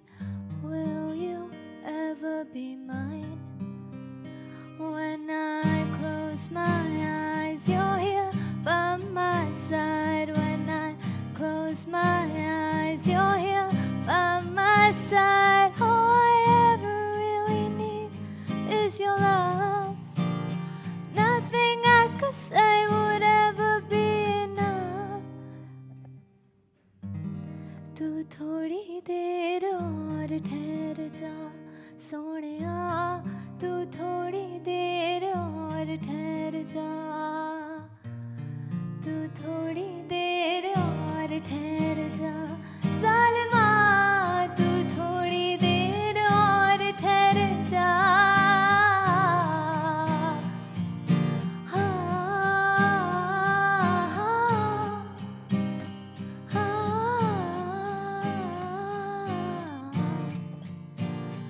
You're the silver lining to my dark cloud, silver lining to my dark cloud, truth in the world of doubts. Now that I have you, don't let me go. Now that I have you, don't let me go. Oh, I know the time to leave has come. Nothing I could say would ever be enough. So stay a little longer with me, baby. Won't you stay a little longer with me? तू थोड़ी देर और ठहर जा सालिमा, तू थोड़ी देर और ठहर जा.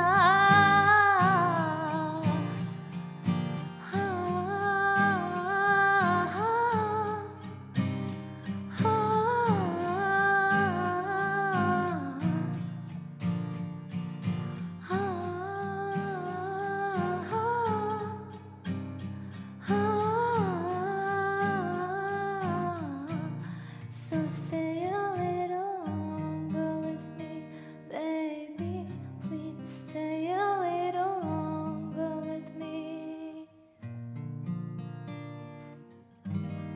Thank you.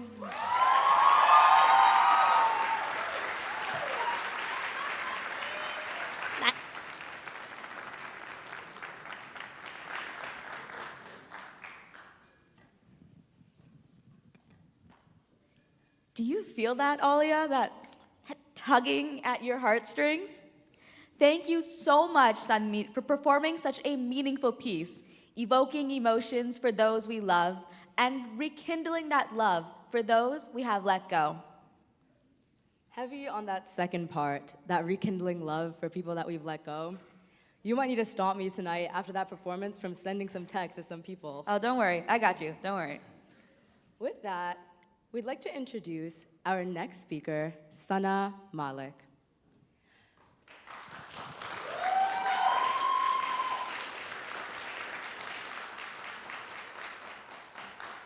With just 2.5 suitcases in hand, she defied all odds against her, paving the way for her educational pursuit abroad and funding the Refugees and Immigrants Organization.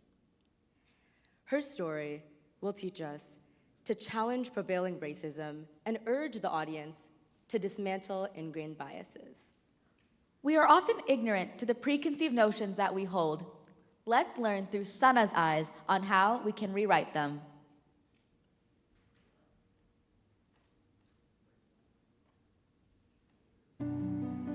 Government policy changes have targeted international students at this moment, and how different diasporic groups in the country aren't able to get opportunities that are equivalent to their experiences or their qualifications. And I feel like this is a conversation that needs to happen, and it needs to happen by someone who experiences it on a day-to-day basis. And the idea resonated with me in such a way that I feel now is the time that we bring about some change. And through my organization, I did my work. But it's time that we all actually go towards a collective action and do something worthwhile. Hi guys, my name is Sana Malik, and I'm a fourth-year student here at UTSC. I'm doing a double major in International Development Studies and Media Journalism Digital Cultures.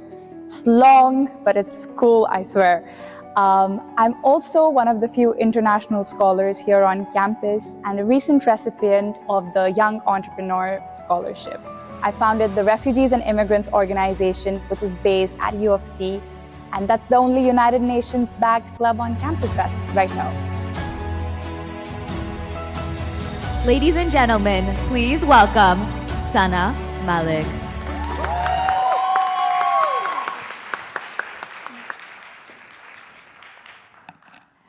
Good afternoon and greetings to everyone.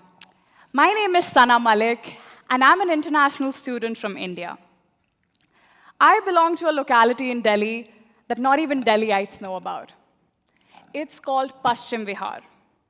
Paschim Vihar could be roughly translated to land or dwellings of the West. It's a place where people work for 18 hours a day to make sure that their children go to schools, with dedicated teachers and very, very hard wooden desks. I sat on those desks for 18 years myself, and I worked really hard, supremely hard, because I thought that the world was infinite and I had every single opportunity that I could get. I worked so hard that I emerged as the valedictorian in 12th grade.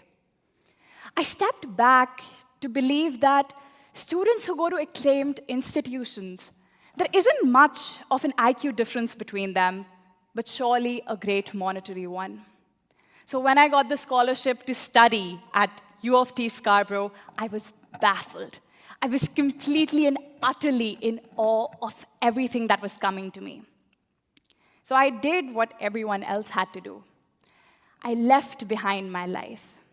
I packed everything in 2.5 suitcases, and I moved from those wooden, hard desks to cushioned ones, without my family, of course. And I wasn't the only one who did it. There are millions of students like me. In fact, with a show of hands, how many of you are international students? That's the entire audience at this point. You know, we didn't just come here to explore opportunities and take on the world. Rather, we came here to also give our families back at home a break. Their calloused hands can actually take a break because we are here hustling. Every year, Canada receives more than $30 billion from international students.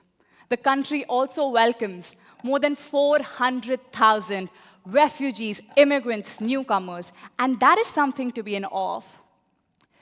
So, I was on Instagram, like every other student, and I was scrolling through a couple of posts. In fact, I came across this post. It is a couple of people enjoying, having a good time at Yonge and Dundas Square, and the comments are inherently racist.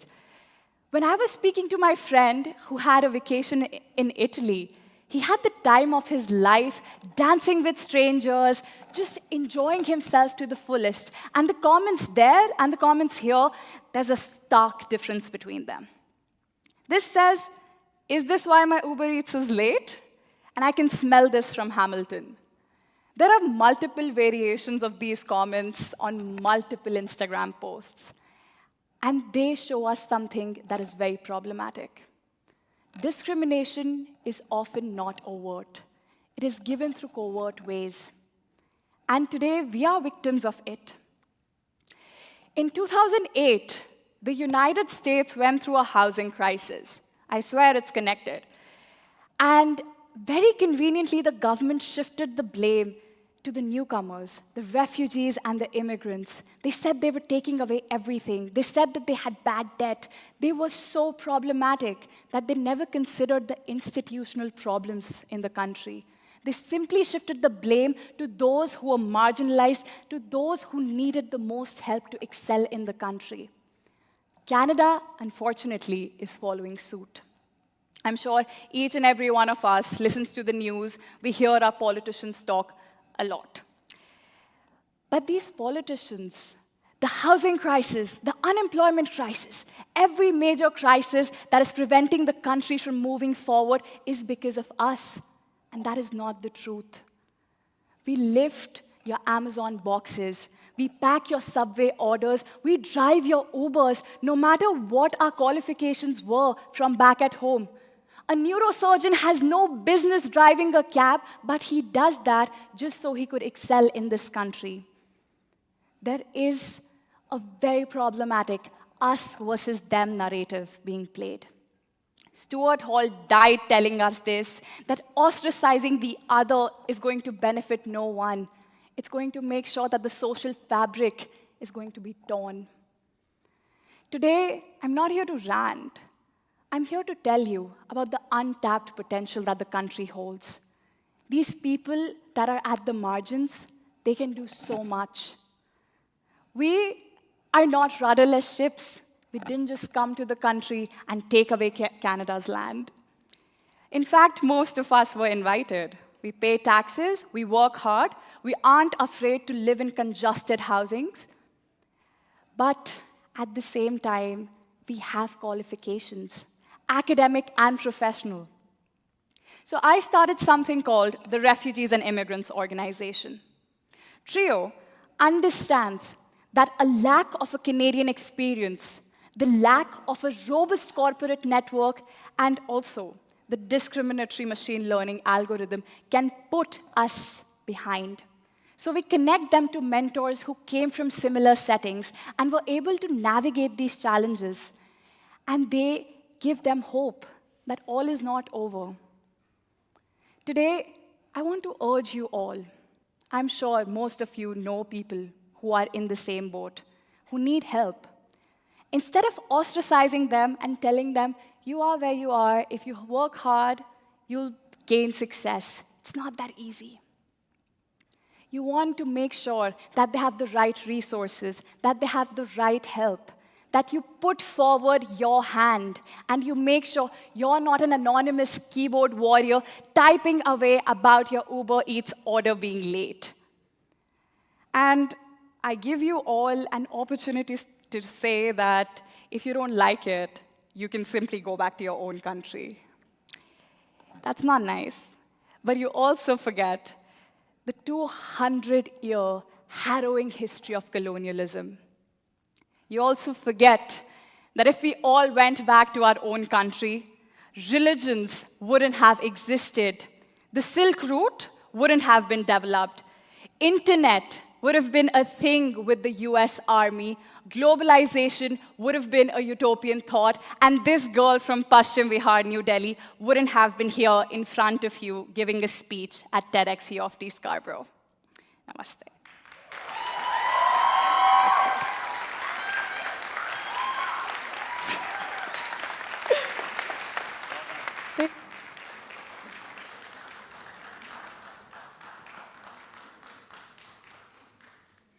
Thank you so much, Sana, for taking the initiative to have this conversation, as we know it can be a tricky one, but is much needed.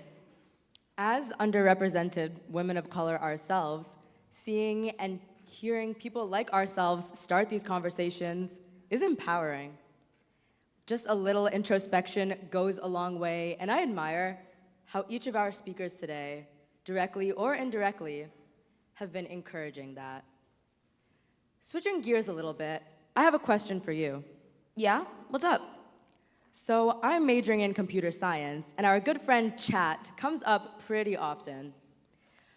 From the technical standpoint, it's very obvious to see what the benefits of ChatGPT and similar AI provide, but we get into kind of tricky territory when it comes to art. Can AI be creative? Can AI make art? You know, that is a really tricky question. As someone with an artistic background, I find myself and my peers asking these kinds of questions and more constantly. I know, I've had this conversation multiple times too, and I've never really come to a finite conclusion, but wait. Our next speaker is actually going to address just that. He definitely will be. Our next speaker is Brian Lung, a distinguished UTSC alum and the founder of Swift Ads. Drawing from his expertise, Brian will unravel how generative AI mimics creativity, yet lacks the human touch.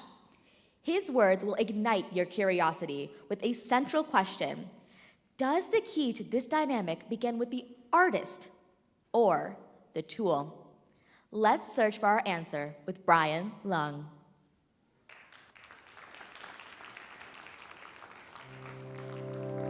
I firmly believe even an analytical person like me is creative. And that's why I feel everyone can be creative. Now, how does Michelangelo, a pocket calculator, and AI relate to creativity? I think that there is a through line there where you can take existing and old ideas, remix it in new contexts, and liberate and set free the vision you have in your mind using new tools enabled by AI. Come to my talk on March 9th to find out how these three seemingly unrelated things can help you become more creative and unleash your creativity. Hi, I'm Brian, and welcome to my crib. Actually, this is UT Scarborough. I graduated here over a decade ago, and I still have nightmares about missing my exams. But on March 9th, I'll be returning to talk about how Michelangelo, pocket calculators, AI, all relate to creativity. Ladies and gentlemen, please welcome Brian Lung.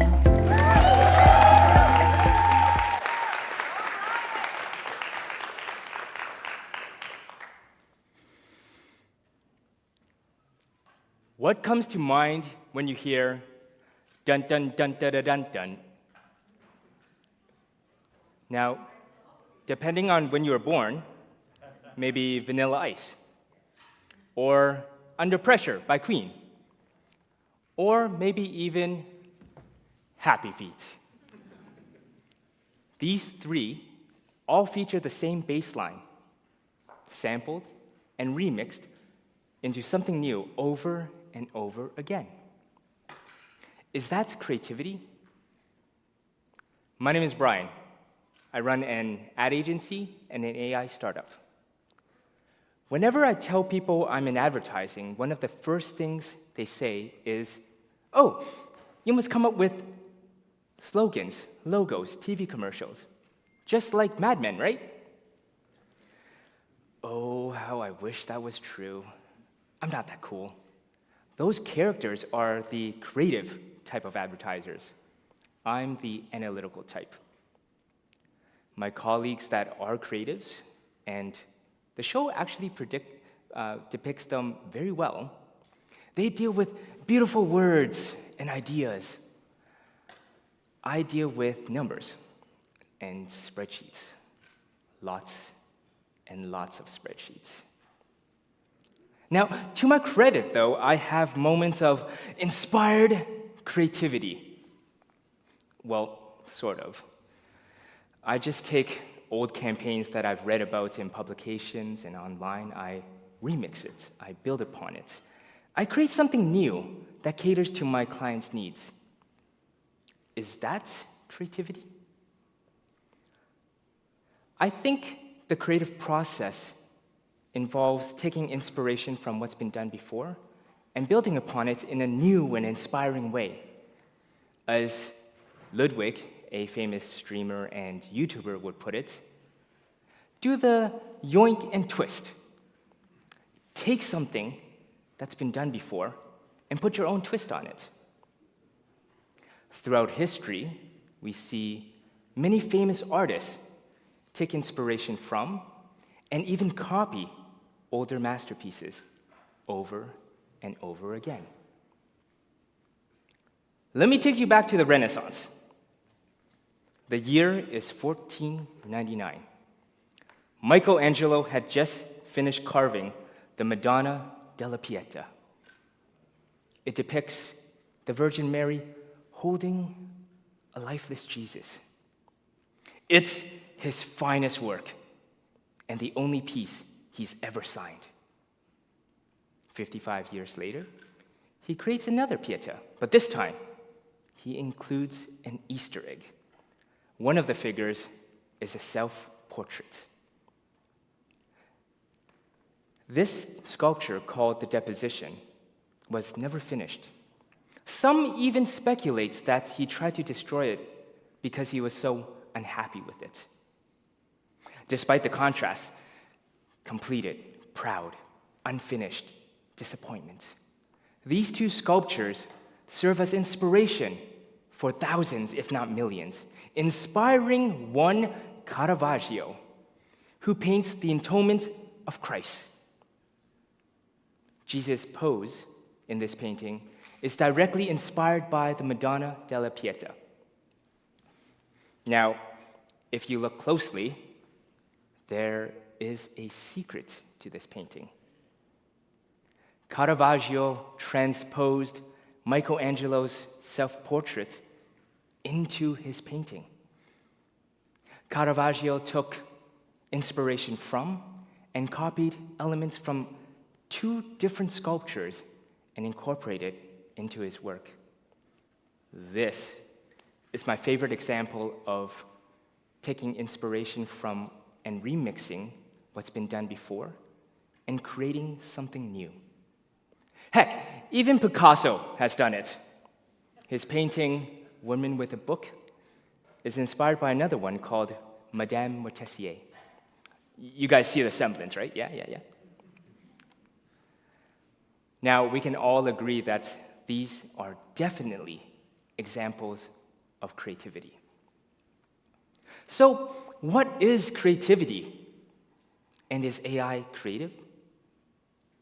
Creative, the adjective, is defined as having qualities of something that is created rather than imitated. Created, not imitated. Generative AI, specifically text-based transformers, work similarly to your phone's keyboard. The bee is asleep, but I'm not sure if you are you, doing the same time as the first time he's asked for it. Well, that bizarre sentence was composed of words my iPhone predicts I want to write, imitating my past writing behavior. And for those who are curious why the bee is asleep, That's our nickname for our 2-year-old because he's tiny and his middle name is Benjamin. Now, is this sentence a piece of creative writing? I mean, on a philosophical level, it can be, but really it's just a word soup of probabilities. We've seen cases of people using generative AI to write poems, blog posts, even movie scripts. And at first blush, they sound and read great because AI can mimic creativity very well. But all it is really is imitating what someone is likely to write next in the existing sequence of words under the framework of a poem, a blog post, a movie script. At the end of the day, it still requires human input. Editing, polishing, well, in some cases, lots of editing and polishing, to get it to a point that is presentable as a piece of creative work. So, to say generative AI is creative in of itself, or it can outright replace creatives, is like saying a pencil, a paintbrush, Michelangelo's chisel, is creative. Or it's like saying the tools can replace the artist. Then you may ask, can AI make me creative? Let me tell you a story. I'd like to think I'm quite gifted with numbers. Geometry, algebra, calculus all came very easily to me. But it wasn't until second year at UT Scarborough that I struggled with my first math-related course. It was statistics. No matter how hard I studied the formulas or practiced the problem sets, I just couldn't wrap my head around how the formulas worked or how they applied to the problems I was trying to solve. And during exams, having a calculator didn't solve my inability to grasp the concepts. A calculator didn't magically make me good at statistics. I just didn't have a foundation in statistics, and I lacked the fundamentals. And along the same vein, generative AI can theoretically write a movie script, but it takes skills, talent, experience to weave a narrative that is compelling and speaks to the audience. It takes a certain understanding to write good characters. What are their motivations? How to convey those motivations through the dialogue, the settings, the themes. And all balancing that with pacing that keeps the story engaging and interesting. Generative AI can predict with a fair amount of accuracy what the next word of a movie script is likely to be. But it can't write what it should be. You still need a fundamental understanding of the art before you can jump in to use the tools, just like how a calculator will not magically solve every math problem in front of you. You still need to know how to apply the formulas to the problems. So, answering our original question, is AI creative? No. It imitates creativity very well. And no, it's not going to make you creative. So then, what can AI do? In Michelangelo's time, it may take us a lifetime of travel and experiences to find that spark of inspiration for our work. The internet, the smartphone, brought a wealth of information at our fingertips. And generative AI has completely changed how we access, synthesize, and remix all that's been done before to become inspiration for our work. And not to mention the speed. It's completely changed the creative process, what I call the mechanics of creativity. Let's see, what's a good analogy here? Let's go back to the calculator for a second. It wasn't always the case that students had access to a calculator to do their work. It was very frowned upon in the 60s and the 70s, and it wasn't until the mid-70s that calculators entered the classroom. There were ethical and philosophical debates on the use of calculators in the classroom. And some even thought there'd be rampant cheating on assignments. Sound familiar?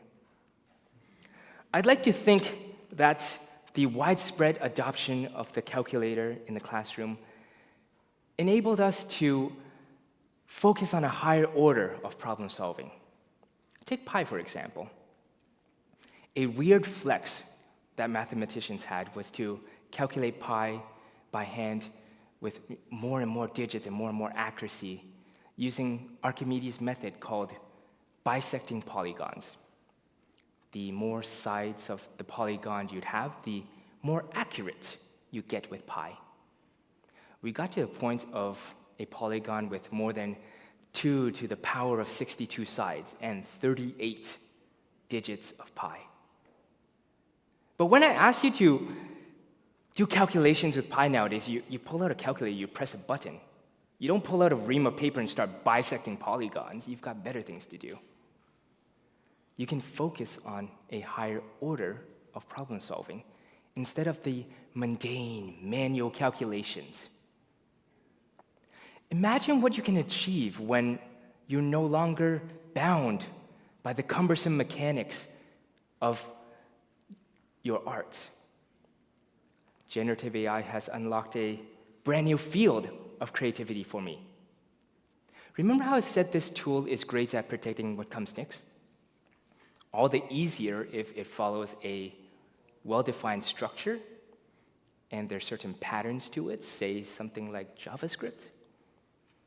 Now, I'm not a programmer, but I have an understanding of the logic and the syntax of JavaScript. Armed with this basic understanding, along with this tool, I'm able to write custom scripts for me and my clients to automate away the mundane work of managing Google Ads. I let the computer focus on what they're best at, complex and rapid calculations, and I can focus on higher order problems and provide more value to my clients. What if generative AI can do the same for you? Maybe it would have taken you close to a decade to write that novel that you've always had, always dreamt of. Maybe a couple months here to create the characters, their background. Half a year there to build the world, do research, create conflict for your characters. And then maybe years upon years of writing the drafts, loving the drafts, and hating the drafts. All of this can be sped up with AI. Maybe it would have taken you days and weeks to get that final client approval on that storyboard for that video you're about to shoot. But now you can generate 2, 3, 5 storyboards, all with different styles and tone, in a matter of minutes. That dance with the clients, the back and forth to get that approval, may now only take hours because you can quickly iterate through what your client doesn't want to arrive at what they do want. Michelangelo said, "I saw the angel in the marble and carved until I set him free." What artistic visions do you have locked away in that block of marble? What will you do to unleash and set free your creativity? What will your masterpiece be?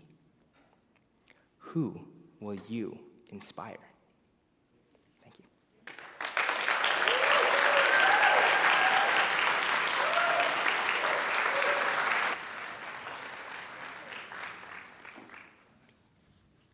So, did that answer your question, Alia? Kind of, but it also kept the gears spinning even further. Or another way of looking at it is, my thoughts have been remixed. I see what you did there, okay. I feel like I'm almost walking away with more questions than I started with, but sometimes that's important. And like the DJs that Anu and I are, we're gonna continue remixing your thoughts as we introduce our next speaker, Dr. Andy J. Smith. Since 2017, Dr. Andy Smith has been the president and CEO of Sunnybrook Health Sciences Center.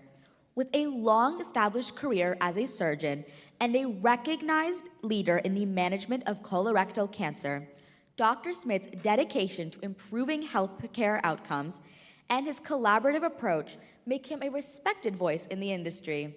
And today, he will be sharing that voice with all of you.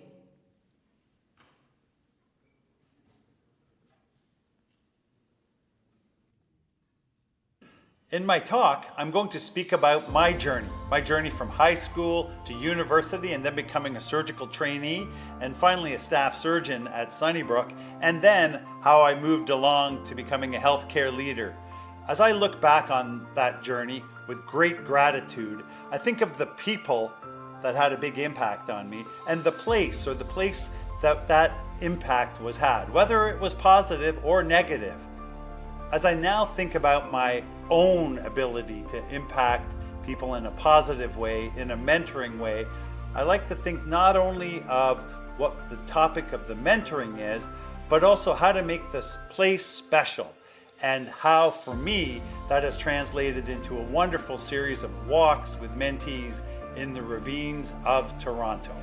My name's Andy Smith. I'm the president and CEO at Sunnybrook Health Sciences Center. I've had the privilege and pleasure of serving at Sunnybrook for the last 25 years. I'm also a professor of surgery at the University of Toronto. I've been part of the U of T family for 40 years. In my role at Sunnybrook, it is my great privilege to be able to lead a team of nearly 12,000 people over numerous sites that take care of 1.3 million patient interactions with our team every year. And we do great work taking care of people when it matters most. Ladies and gentlemen, please welcome Dr. Andy J. Smith.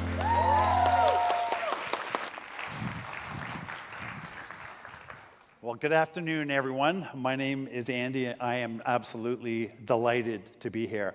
So I look forward to speaking with you today about recognizing and embracing the moments in the course of your development of your career. And very importantly, talking about the people that you meet along the way, that you intersect with, that make those points of inflection so important. As you think about this, it's really important to be able to recognize such important moments, but it is just as important to ask the question, how can we cultivate these moments so that they're not random, so that they come up and we can more frequently take advantage of this? As I reflect, it often seems that a lot of times small moments can have a really, really big impact on your life. And sometimes, if you don't think about it, you can miss the moment as it goes by.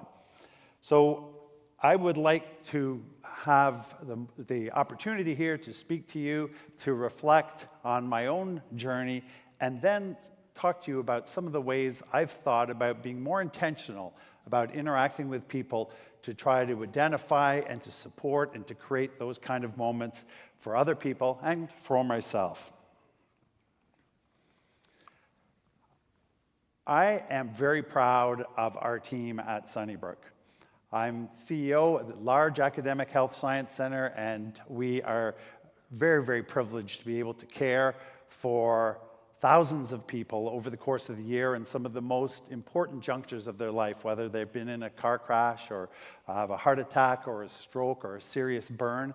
And it is my privilege to be able to support and lead a very large team of dedicated professionals, highly skilled individuals who take care of people and their families and do so in a compassionate way many, many times a year. In my own role, I think about the fact that this is a really, really great pleasure. At the same time, it's a privilege. It is a tough job at times. It is definitely very rewarding, and sometimes it's actually a heck of a lot of fun. So I look back now and I reflect about what was the road that brought me to my current role here, working at the hospital, and I think about those moments that were key inflection points and who were the people along the way, and I'd like to share with you some of the moments that jumped out along the way. So my journey began in earnest in 1982. At the time I was 16 years old. We live in Bowmanville on the edge of town. There was a cornfield out the front door of our house. I'm the oldest of 5 brothers. And at that time, I was not really sure what I wanted to do with life. I knew that I was really good in school. I was good in biology class and really liked that a great deal. I worked at the local hotel, the Flying Dutchman Hotel, as a kitchen helper and as a busboy, but really did not have any clarity as to where do you go from that. And a number of things happened in 1982 that ultimately might be serendipity, but that sort of put me on my way. And I look back on those moments and say, what was important and what might we take into the future? So in 1982, the first person that inspired me was actually Rocky. So that was the year that the movie Rocky III came out. I went to that movie. I went on my own to that movie. And I remember coming out of the theater afterward, charging down the road, in fact, running the 3 miles home and feeling very fired up. I had the eye of the tiger myself. But I tell you, at that time, it became clear to me, or was starting to nag at me, what was I going to do when I finished school? It was the beginning of the summer, and grade 12 was coming up the next year. Now, later that summer, about a month later, something else came along. Another moment happened. I felt unwell, and I had some pain in my abdomen. My mother took me into the living room and made a stack of books and had me jump off the stack, and it really hurt on the right side. My mom's a nurse. My mom was a nurse. And she made the diagnosis of localized peritonitis. She was concerned that I had appendicitis. So off we went to the hospital, and I had my appendix taken out. And I must say, I remember the moment there. That was the days where a large incision was made to do the operation. Walking down the dimly lit hospital corridor in the evening to get to the payphone at the end of the hall, feeling lonely and scared to be able to make the phone call to my mom. Now, that still impacts me to this day when we think about how patients feel. So after that, again, serendipity came. Just before going back to school, I went to a movie, again on my own, and got there early, and sat in the bookstore, and just by fluke, picked up a book that was called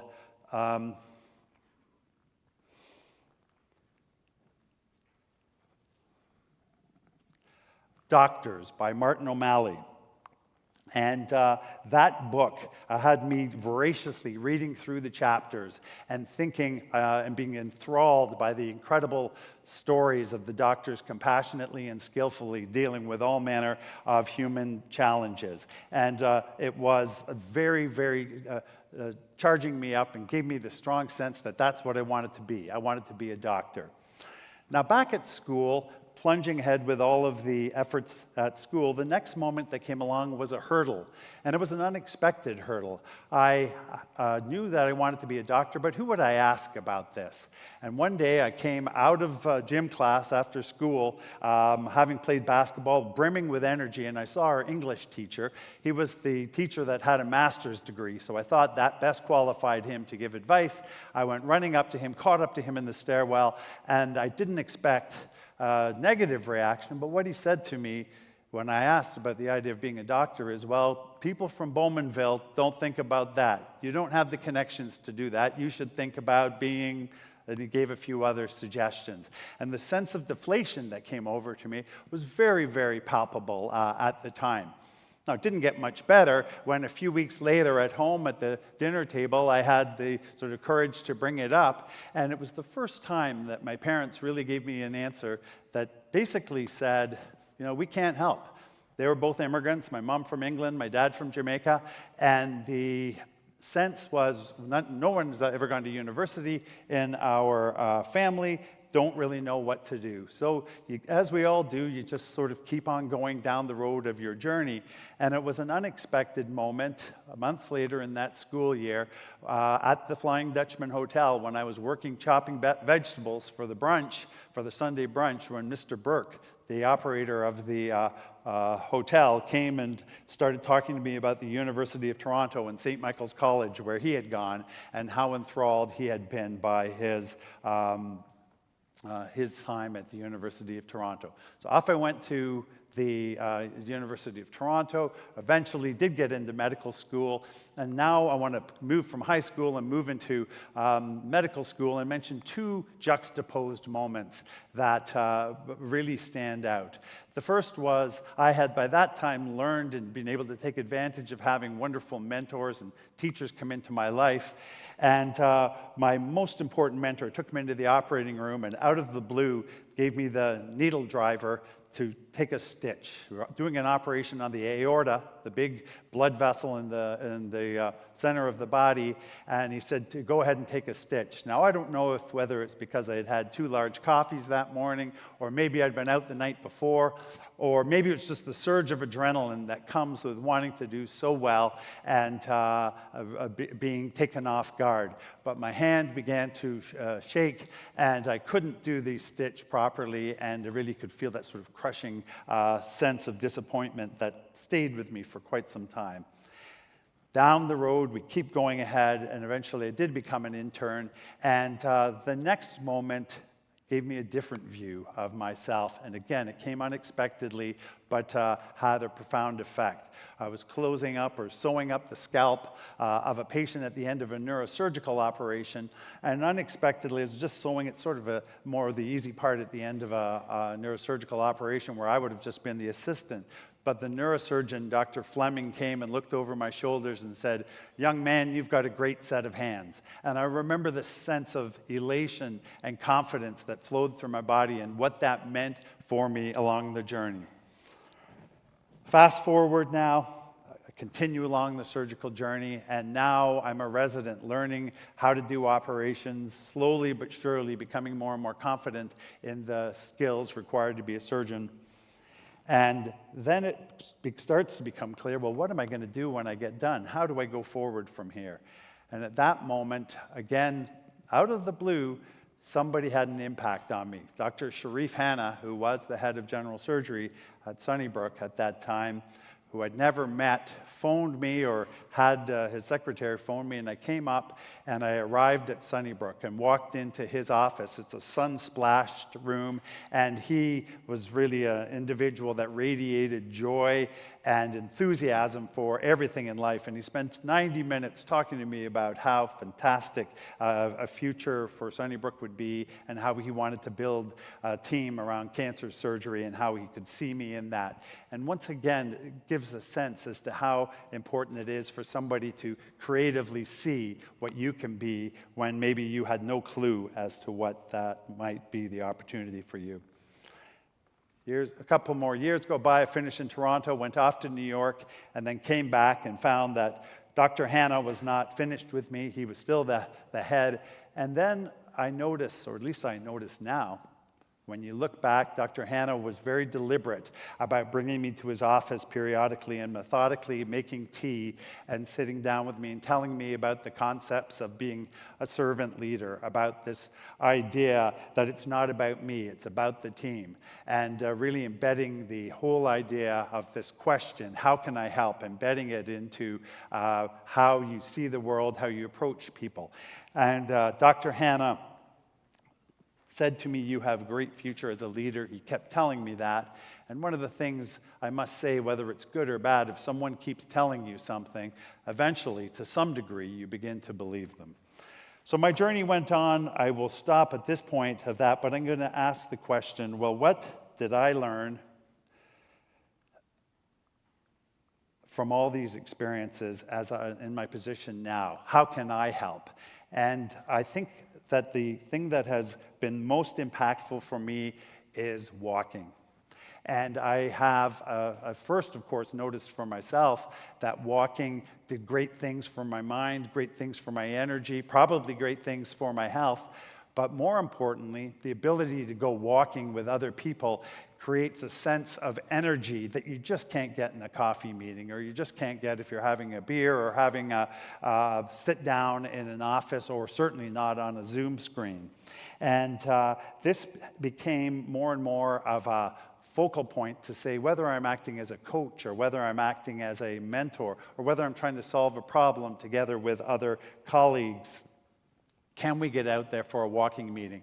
And in fact, there's science behind this. There's science that shows with increasing clarity that our minds are not just our brains that are confined within our skull. Indeed, our mind can connect with the person that we're with, and the environment we're in, especially when we're outside in nature, can make a very, very big difference in increasing the degree of acuity of your thinking, the expansiveness of your thinking.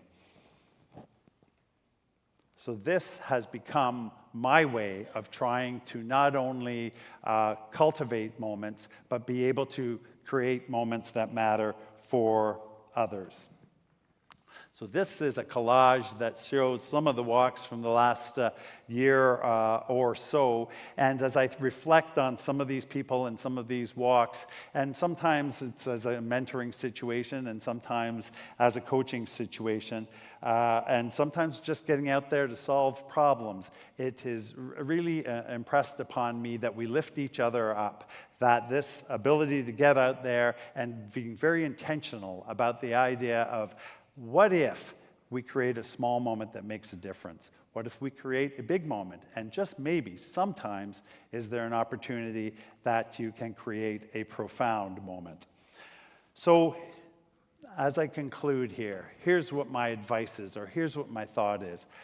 It's really important for all of us to look with gratitude at the moments that are sometimes small, but yet may have a very, very big impact on our life or on the life of someone else.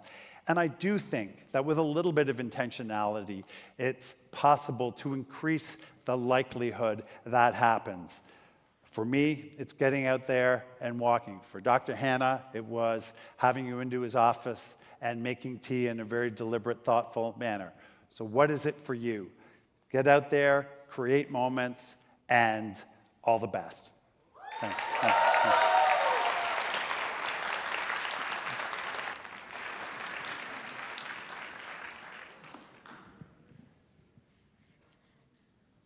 Thank you so much, Dr. Andy Smith, for your insights in your healthcare journey. It is truly inspiring to hear these words from someone of such experience and caliber. Do I smell what? Oh, that must be the tea. You know, okay, now that you mention it, I smell the tea and the coffee. Hold on.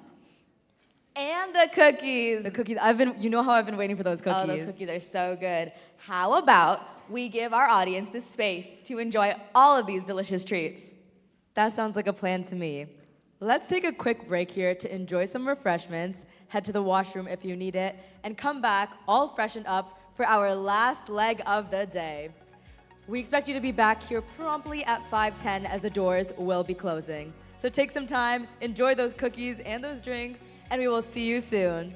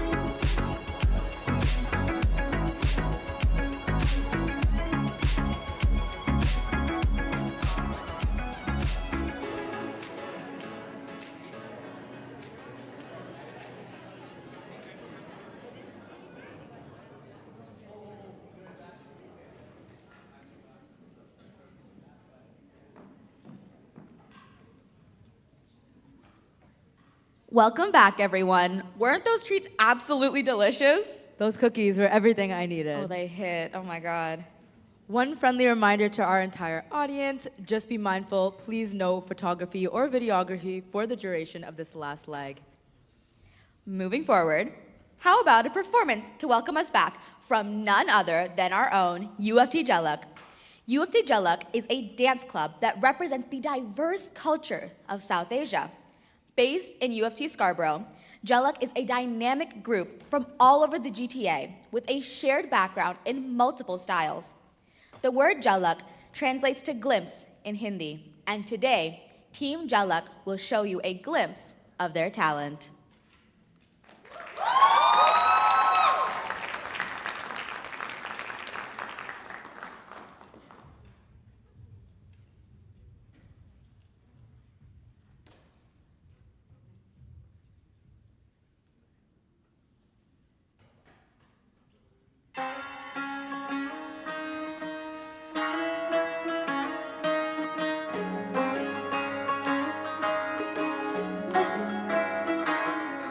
नजर जो तेरी लागी मैं दीवानी हो गई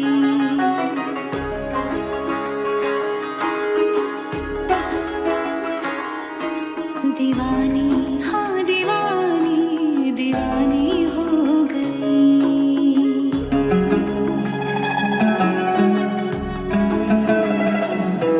मशहूर मेरे इश्क की कहानी हो गई जो जग ने न मानी तो मैंने भी ठानी कहा थी मैं देखो कहाँ चली आई कहते हैं ये दीवानी मस्तानी हो गई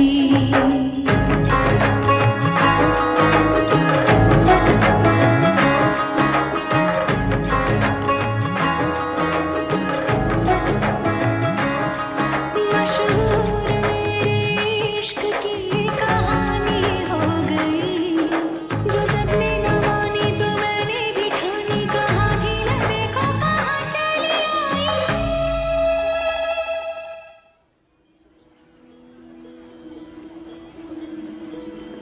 रघुकुल रीत सदा चली आई प्राण जाए पर वचन न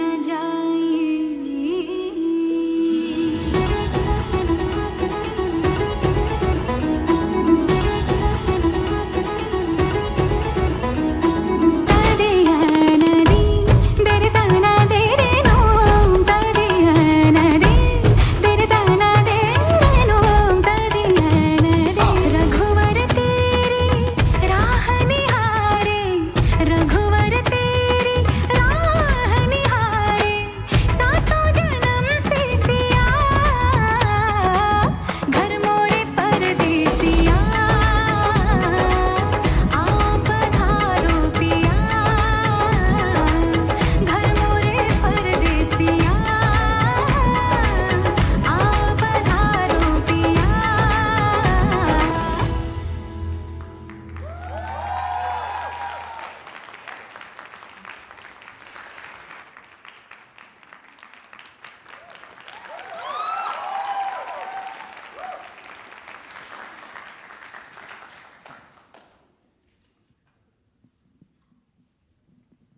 Wow, that got me in the mood to move and to dance. I'm feeling it. It feels fun. It almost makes me want to travel to South Asia myself and indulge in more of that culture.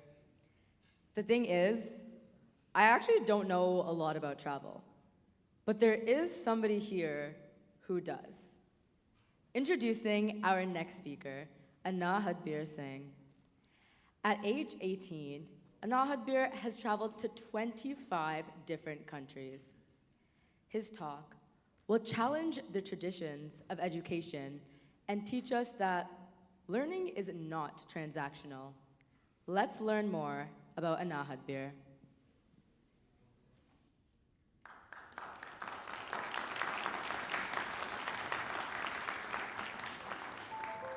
I'm 18 years old. I've visited 25 countries. After my whole life of discovering the world, When I stood on the Everest Base Camp at the age of 18, I realized how travel had completely changed my life. We often perceive travel to be limited to recreation, but my experiences taught me it's much more than that. Which is why at TEDxUofTScarborough, I wish to bring to you a new look at travel, a new way of viewing travel, and how it can go a long way in changing a child's life and the way we see the world today. Hello everyone, my name is Anand Veer Singh and I'm a first year student at the University of Toronto Scarborough. I'm currently pursuing a specialist degree in journalism and I'm an international student from India. I'm extremely passionate about creative writing and journalism and I hope to pursue a career in this. Ladies and gentlemen, please welcome Anahad Veer Singh.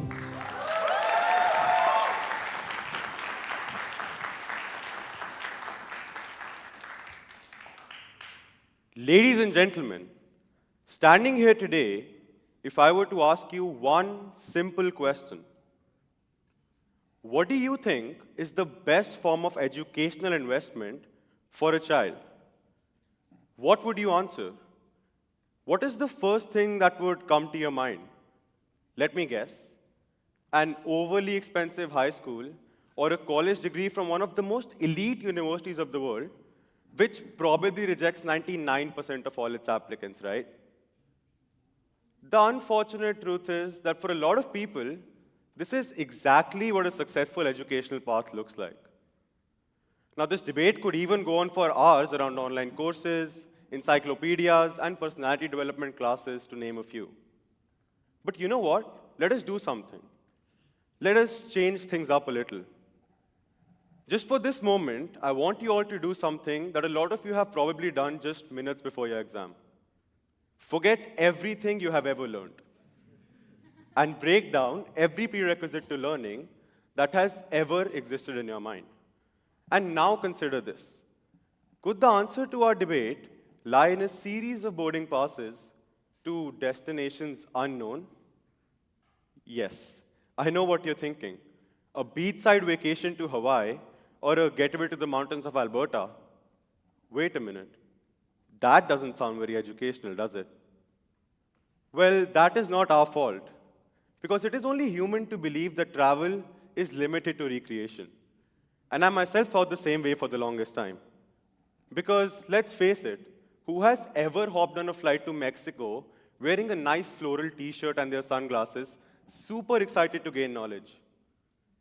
However, as I stood on the Everest Base Camp at the age of 18, I realized how travel had unknowingly changed my life, piece by piece, and destination by destination. Because every summer, my world would expand, sometimes to the streets of Rome, and sometimes to the fjords of Norway. So today, I invite you all on this very journey to rediscover education. But this time, not in the confines of four walls, but in this vast, vibrant world of travel. Now, I still remember sitting in history class grumbling about having to memorize endless dates and names. It all just seems so distant and irrelevant, right? Because how could these long-gone events have any implication on my life today? But then, there was Italy. Walking through its streets, surrounded by rich architectural heritage, was like stepping into a living history book. The ancient Trevi Fountain in Rome wasn't just a mere relic for the 12-year-old me. It was a storyteller, narrating tales of human triumph and sacrifice through its carvings. And it was at that moment that I truly grasped how the past shapes the present, and how every event in history plays its unique role in weaving the realities of today. Then came my journey to Norway, an equally enlightening, yet vastly different experience. Norway was definitely much more than the northern lights that I was tired of seeing on my Instagram feed for years now. Let me explain how. Sustainability, for me, had only been a concept that existed in the pages of my textbook. But in Norway, it seemed to be a way of life, as countless windmills greeted us through every step of our road trip in the countryside, in testament to the cleanest air quality and best methods of power generation. Now, observing the Norwegians exist in harmony with the earth, prioritizing environmental balance, offered me some inspiration to inculcate these very values in my own way of living. Now, if I talk to you all about education, I'm sure we all can agree on the fact that it exists without any restrictions, right? But we certainly do create a lot of these for ourselves. And think about it. Why is it that me and you always force ourselves to believe that learning can only take place within the confines of four walls, while in reality, our experiences extend way beyond that? And now that we're talking about experiences, let me ask you all a question. Has any of you ever seen paradise with an expiration date? Climate change. This word for me was only a series of complex definitions that I was somehow expected to learn before my exam to do well.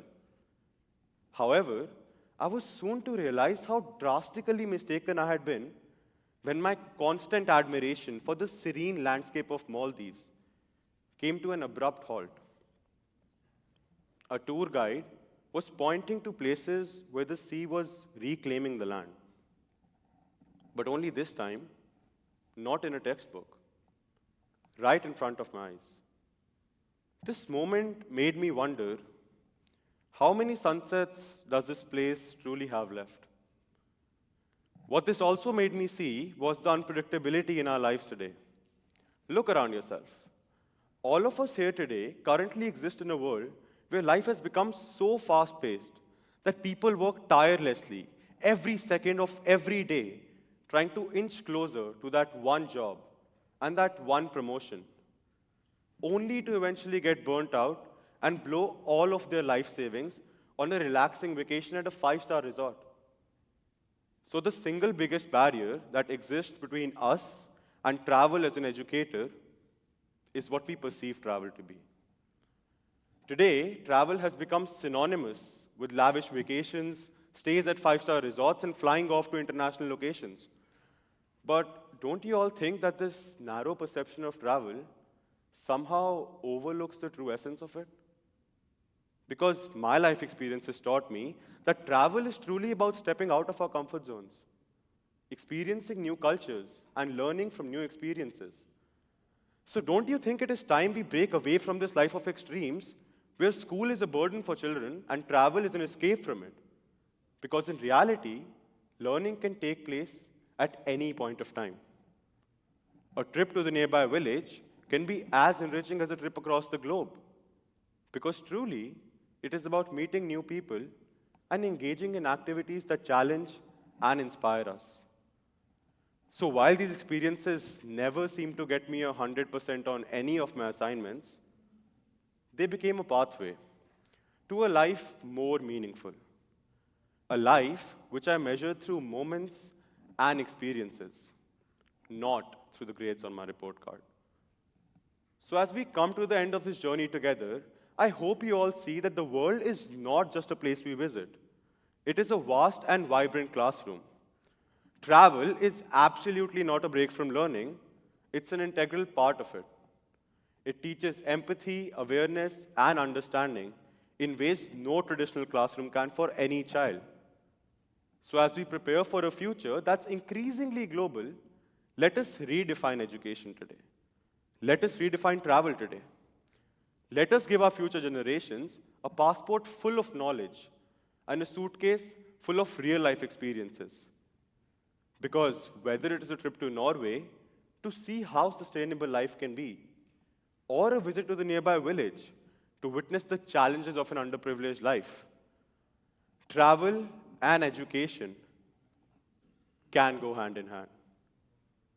An investment in travel, whether big or small, is of transformational value that is capable of changing the way we see the world today. But ladies and gentlemen, the only question left is, do you see it yet? Thank you so much.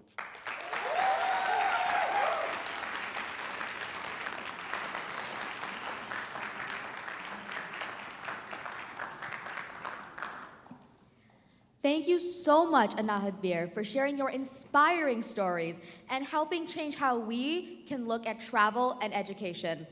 Honestly, it's kind of getting me want to book as many flights as I can to everywhere. Tickets for 2, please. Okay, got you, yeah. With that, I want you all to close your eyes for a moment. Go ahead, close your eyes.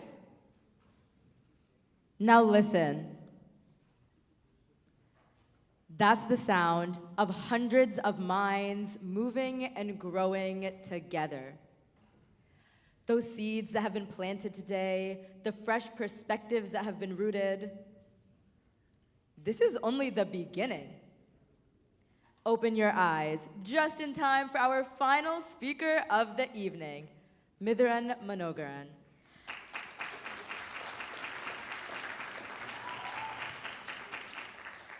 Mithiran Manogaran is currently the founder and CEO of Hillside Realty and the Vice President of Business Development at Bay Street Group. As an alumnus of the Management and International Business Program, he is the founder of the first ever scholarship for NYB students. He will be walking us through understanding why our mindset can make or break us. Our minds can lead us anywhere. The question is, where will you let yours take you?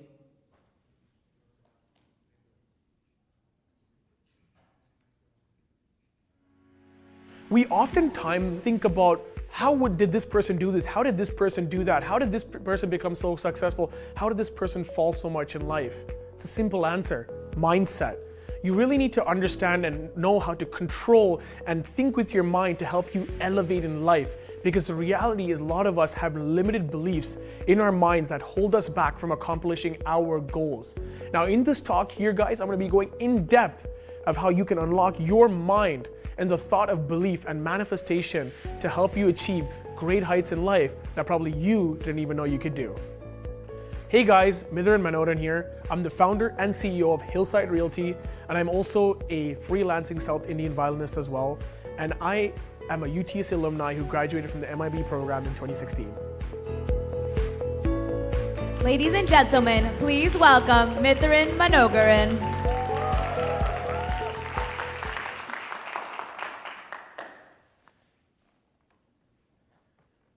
So in life, oftentimes, we can classify something as an asset and as a liability. Now, I'm sure everyone here knows already what an asset is and what a liability is. An asset is something that can make you money, gains value over time. Liability is something that you're gonna have to pay off. It can depreciate in value and affect your net worth. There's very few things in life that can actually be both an asset and a liability. But what I'm here to unlock today with you guys is, what is, I believe, your greatest asset and your greatest liability? It's something that's right here for all of us, guys. It's our mindset. That's right. It's in your head. It's with you all the time. That is your greatest asset, and unfortunately for many, also their greatest liability. Now, the first thing I want to quickly do here is I want to define what is mindset. So a mindset is a person's way of thinking and their opinions of something or something that they've seen happen. There's generally two ways we can define mindset, one being fixed and the other one being growth mindset. Pretty self-explanatory, right? So fixed mindset is essentially when you have a fixed way of looking at things and you're very certain on that. A growth mindset is when you're able to understand that you could work past things and generally there can be a solution to cure certain things that happen in your life. Now, as you guys have probably already assumed and what you're thinking right now, growth mindset is generally where you want to take your mind to help you succeed in life. Fixed mindset, unfortunately, can backfire on you, and that's when your mind can often end up being a liability for you. Now, the first thing I want to talk about, guys, that I often get asked is failure. Failure is one of the things that really hurt us as humans. It really crushes our minds. It really plays game with us. Does failure exist? Does failure exist? I heard a few yeses. I'd like to challenge all the yeses in the audience today. Failure does not exist. I'll tell you guys a funny example. I used to think getting a 90 in math was success. To my dad, who's actually sitting in the audience today, that was failure. When I came into first year, I thought if I could get an 85, because that's a 4.0, that is success. Then I wrote my first calc midterm, and a 51 is success to me. All right? So what I'm trying to tell you is, failure does not exist. It's a perception that you have in your mind. You may go and lose $10 today. To someone, meh. To you, the end of the world. So just pause there for a second. Pause with me. Does failure really exist? Because here's one thing, guys. Every single one of us in this room, there's something in the back of our heads. You don't have to actually touch the back of your head. I'm just doing it to be dramatic. But there's something in the back of your heads that you believe you're failing at today. I'll give you guys a good example. I told my brand manager, my strategy manager, hey, I want to lose 30 pounds, man. I look like I'm out of shape. And I had a few people that are like, really, Mitharan? You look good, man. You still fit in a size 42 suit, right? So all of us have that failure, but does it really exist? And that's where I want to start this. Now, don't be your worst enemy. Oftentimes, the hardest critic is not your mom, your dad, your girlfriend, your boyfriend, your competitor. It's you. It's you hurting yourself and hurting yourself in your own mind. Okay? What I want everyone to do when you're dealing with what we've established as failure that doesn't exist is, how do you control your mind in that situation? How many of you guys beat yourselves up when you fail at something? And you're like, I can't believe I did this. Right? I see a lot of hands up here. That's how I know a lot of U of T students are here today. So, failure and how we handle it, and when you're being your worst enemy, guys, it's all about how you bounce back from it. How I look at life, there's only two things. You either win or you learn. Okay? If you learn from it, was that really failure? I like that. By the way, I didn't plant her, guys. I don't know who that is. Your worst enemy is you. It starts with you.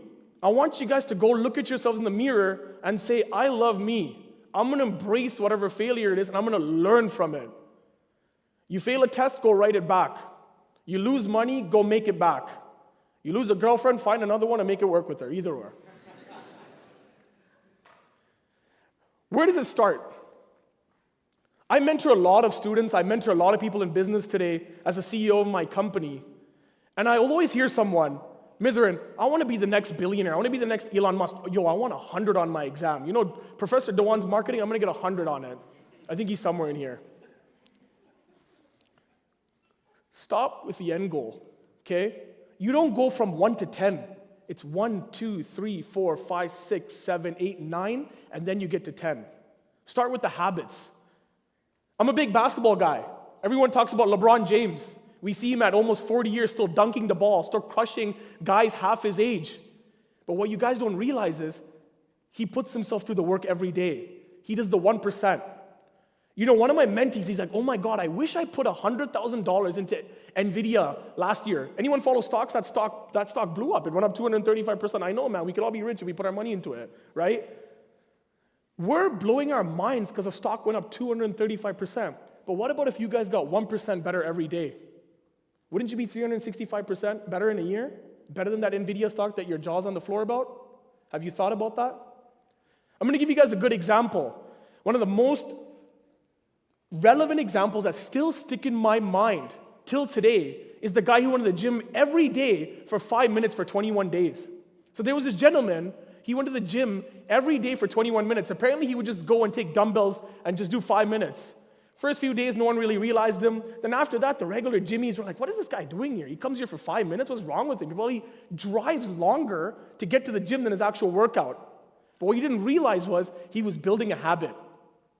Okay? And what I'm telling you guys right now is, get in the gym before you work on your form. You got to get in the gym first, and that's something my strategy manager actually taught me. Get in the gym before you work on your form. Why are you so worried about your form when you're not even in the gym? Forget about being the next Elon Musk. Forget about being the next Bezos. You guys could be even better, but just start by getting yourself in the gym. Give yourself a fair chance to improve 1% every day. The reality of society, It's probably my most controversial slide today. But the reality of society, guys, is they want you to be average. Let that sink for a minute, right? They want you to be average. And I'm not saying they're purposely out there making you average, but the way things happen in society is they're okay when you're a 75 student. They're okay when you're just another employee. They want you. At 21, they want you to go chug along in life. And then when you're 65, oh, pension, oh my God, now you're getting money and you can barely move your knees. That's what they want. That's how society is built. But let me tell you guys something. Don't ever let anyone hurt your minds or take away from your dreams. Because the reality is if someone else wants to be average, great. But I believe all of you guys are destined to do something great if you could believe it with your mind and learn to control it. Take a minute, let that pause, let that sink in there. I'll give you guys a great example. When I was in first year, I went into my economics class. I walked in and I sat beside a bunch of guys. I had no clue who they were. And I don't know if first year management students do this, but like I used to do it. I'd be like, yo, like, what do you want to be? Like, yo, what's your plan after 4 years? Like, what do you want to do? Yo, CEO of this company. Yo, I'm going to start the next Facebook. I'm going to do that. Then we all write our first midterm in econ. And then we realized we got a 50 and a 60. We're like, yo, I just want to pass 4 years, bro. Right? All it took was 8 pieces of papers to humble you? Come on. You guys are better than that. Right? But that's just society's way of humbling you and making you average. Once again, they don't do it on purpose, so I don't want to be controversial here, but that is the reality. Right? They teach you safety. They teach you safety. Who here thinks having a job in the bank is safe? A few hands up. You guys ever heard of AI before? Because if not, you should watch out for that. Right? Nothing is safe, guys. What's actually safe? What's actually safe? Working at Microsoft, is that really safe? People who worked at Blockbuster 20 years ago would have told you that's safe. People who work in the hotel industry 20 years ago would have told you that's safe. My dad was a taxi cab driver for 20 years. He'd probably tell you that isn't safe because something called Uber came along and kind of, well, the rest is history. Right? So what really is safety? Right? What really is going to protect you if you don't take that risk and that leap of faith? And this all goes back to the fact that we don't realize that our mind's our greatest asset, but we ourselves allow society and others around us to make it a liability for us. Am I going somewhere with this? I like that. I see some head noddings. What you believe, you can do. What you don't believe, you won't do. It's that simple. Who's heard of manifestation before? Yeah. I'm not going to, I'm going to talk about manifestation here, and my plan is not to go viral on Instagram, but it's to be genuine with you guys. Right? It all starts with a belief. And as you've seen, I started talking about habits and perseverance because I think that's the most important part, right? You have to have the belief, but the habits and perseverance has to be there as well too.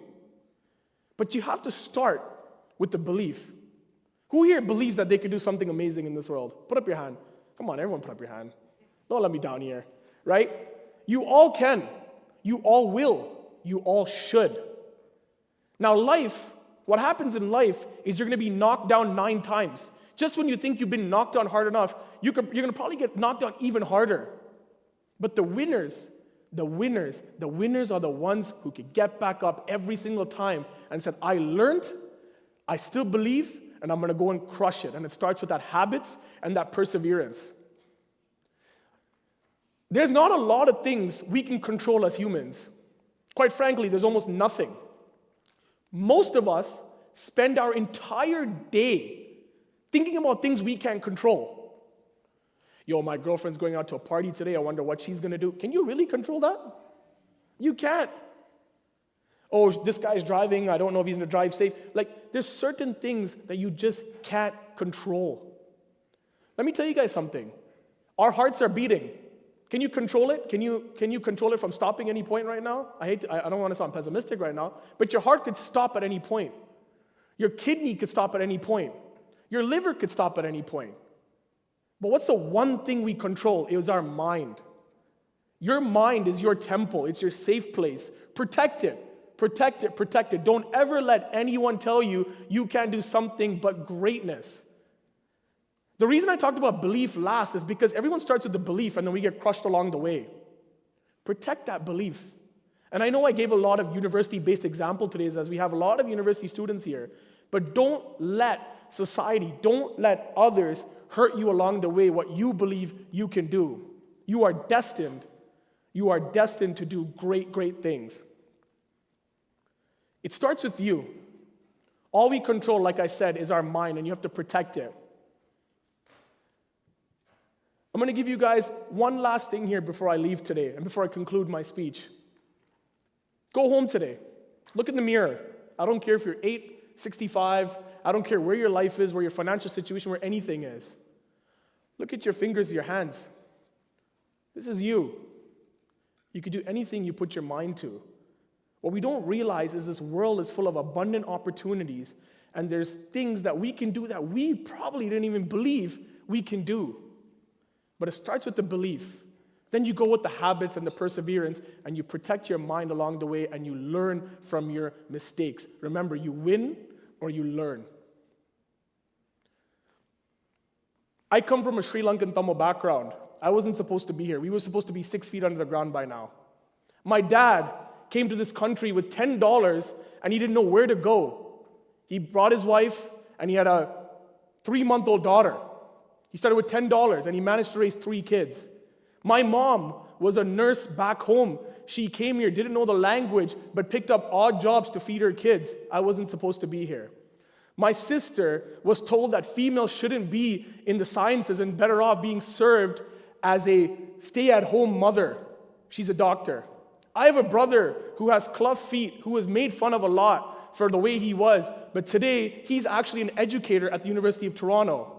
I myself was told that my mouth would either get me in a lot of trouble or make me millions, and I'm here today. I remember coming to U of T and not having enough money to pay for my tuition, but today I started my own damn scholarship that no one could take away from me. That's right. That's right. That's right. And the one last thing was, I remember in 2022, I wrote down one of my goals. And I said, I've always wanted to do a TED Talk, and damn, I'm here doing a TED Talk today. Thank you, guys. It's been a pleasure.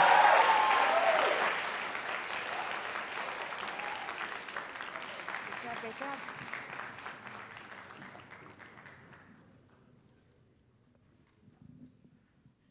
Oh, wow. That is one way to close out as our final speaker. Let's get one more round of applause.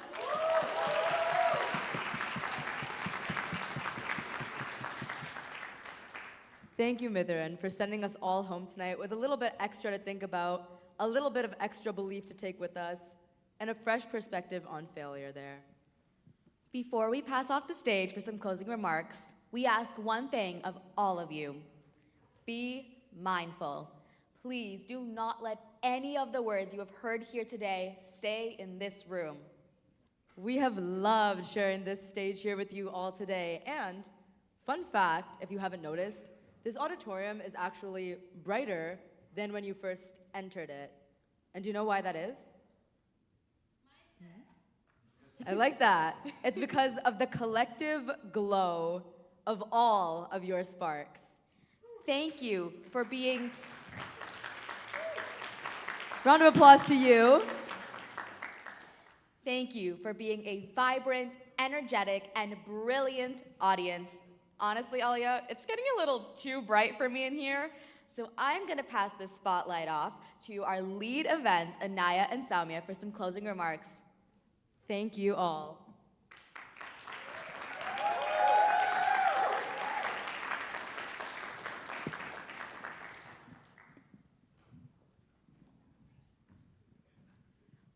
Ladies and gentlemen, esteemed guests, and vibrant minds of TEDxUoft Scarborough Spark 2024 conference, as we draw the curtains on what has been an extraordinary journey of ideas, inspiration, and innovation, I, Anaya, and I, Saumya, stand before you on behalf of our entire team, brimming with gratitude and exhilaration. As we conclude, let's carry forward the spark of inspiration we've ignited here into our communities, workplaces, and beyond. Let's continue to ask the big questions, seek out new solutions, and strive for a brighter, more inclusive future. First and foremost, to our esteemed advisory board, your wisdom, guidance, and unwavering support have been our North Star. You've not only provided us with direction, when we needed it the most, but also inspired us to push our boundaries and envision a conference that transcends expectations. To our remarkable speakers, you are the heart and soul of our conference. Your stories, insights, and innovations have ignited minds and spurred conversations that will resonate far beyond the walls of this venue. To our dedicated volunteers, your enthusiasm, spirit, and tireless efforts have been instrumental in bringing this event to life. From the earliest hours of the morning to the last lights off at night, your presence and dedication have been felt in every corner. How can we forget our wonderful, wonderful audience? Your engagement, curiosity, and open minds have made all the difference. Your participation, questions, and the energy that you've brought to this space has created a vibrant atmosphere where ideas can flourish and connections can be made. Thank you for being an integral part of Spark 2024 and for joining us on this journey of discovery. Let us give a huge round of applause for ourselves.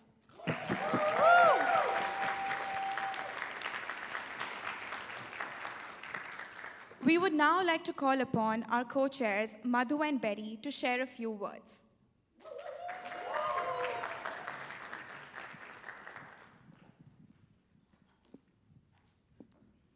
Thank you, Soumya and Danaya. 1.5 years ago, me and Madhu sat at the bridge on a random Monday, talking about our vision for this day. Looking around today, I could say that our words didn't do it justice. When we envisioned what we wanted this conference to look like, we imagined a room filled with eager minds, a room where there were no boundaries for the ideas being shared, and a room full of spark. Today, that spark blazes brighter than our wildest dreams. As we stand here now, witnessing the culmination of our efforts, we realize that our vision has not only been realized, but surpassed. None of this would be possible without our amazing team. Reflecting on our journey, we recognize the dedication, perseverance, and collective spirit that brought us to this very moment. It is testament to the power of teamwork, the strength of our shared vision, and the unwavering commitment to turning dreams into a reality. 1.5 years ago today, me and Madhu had a vision. 6 months later, we shared it with a team of 20. And 3 months after that, we shared it with a board of 17. Today, our vision is manifested to what you see around. And we hope that a new spark has been ignited.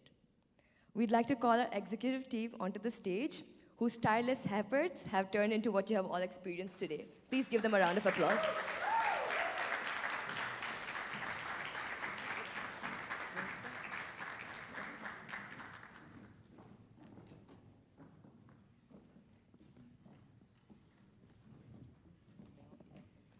To our events team, Soumya, Anaya, Jensi, and Alia, thanks for sharing our vision to the tiniest detail.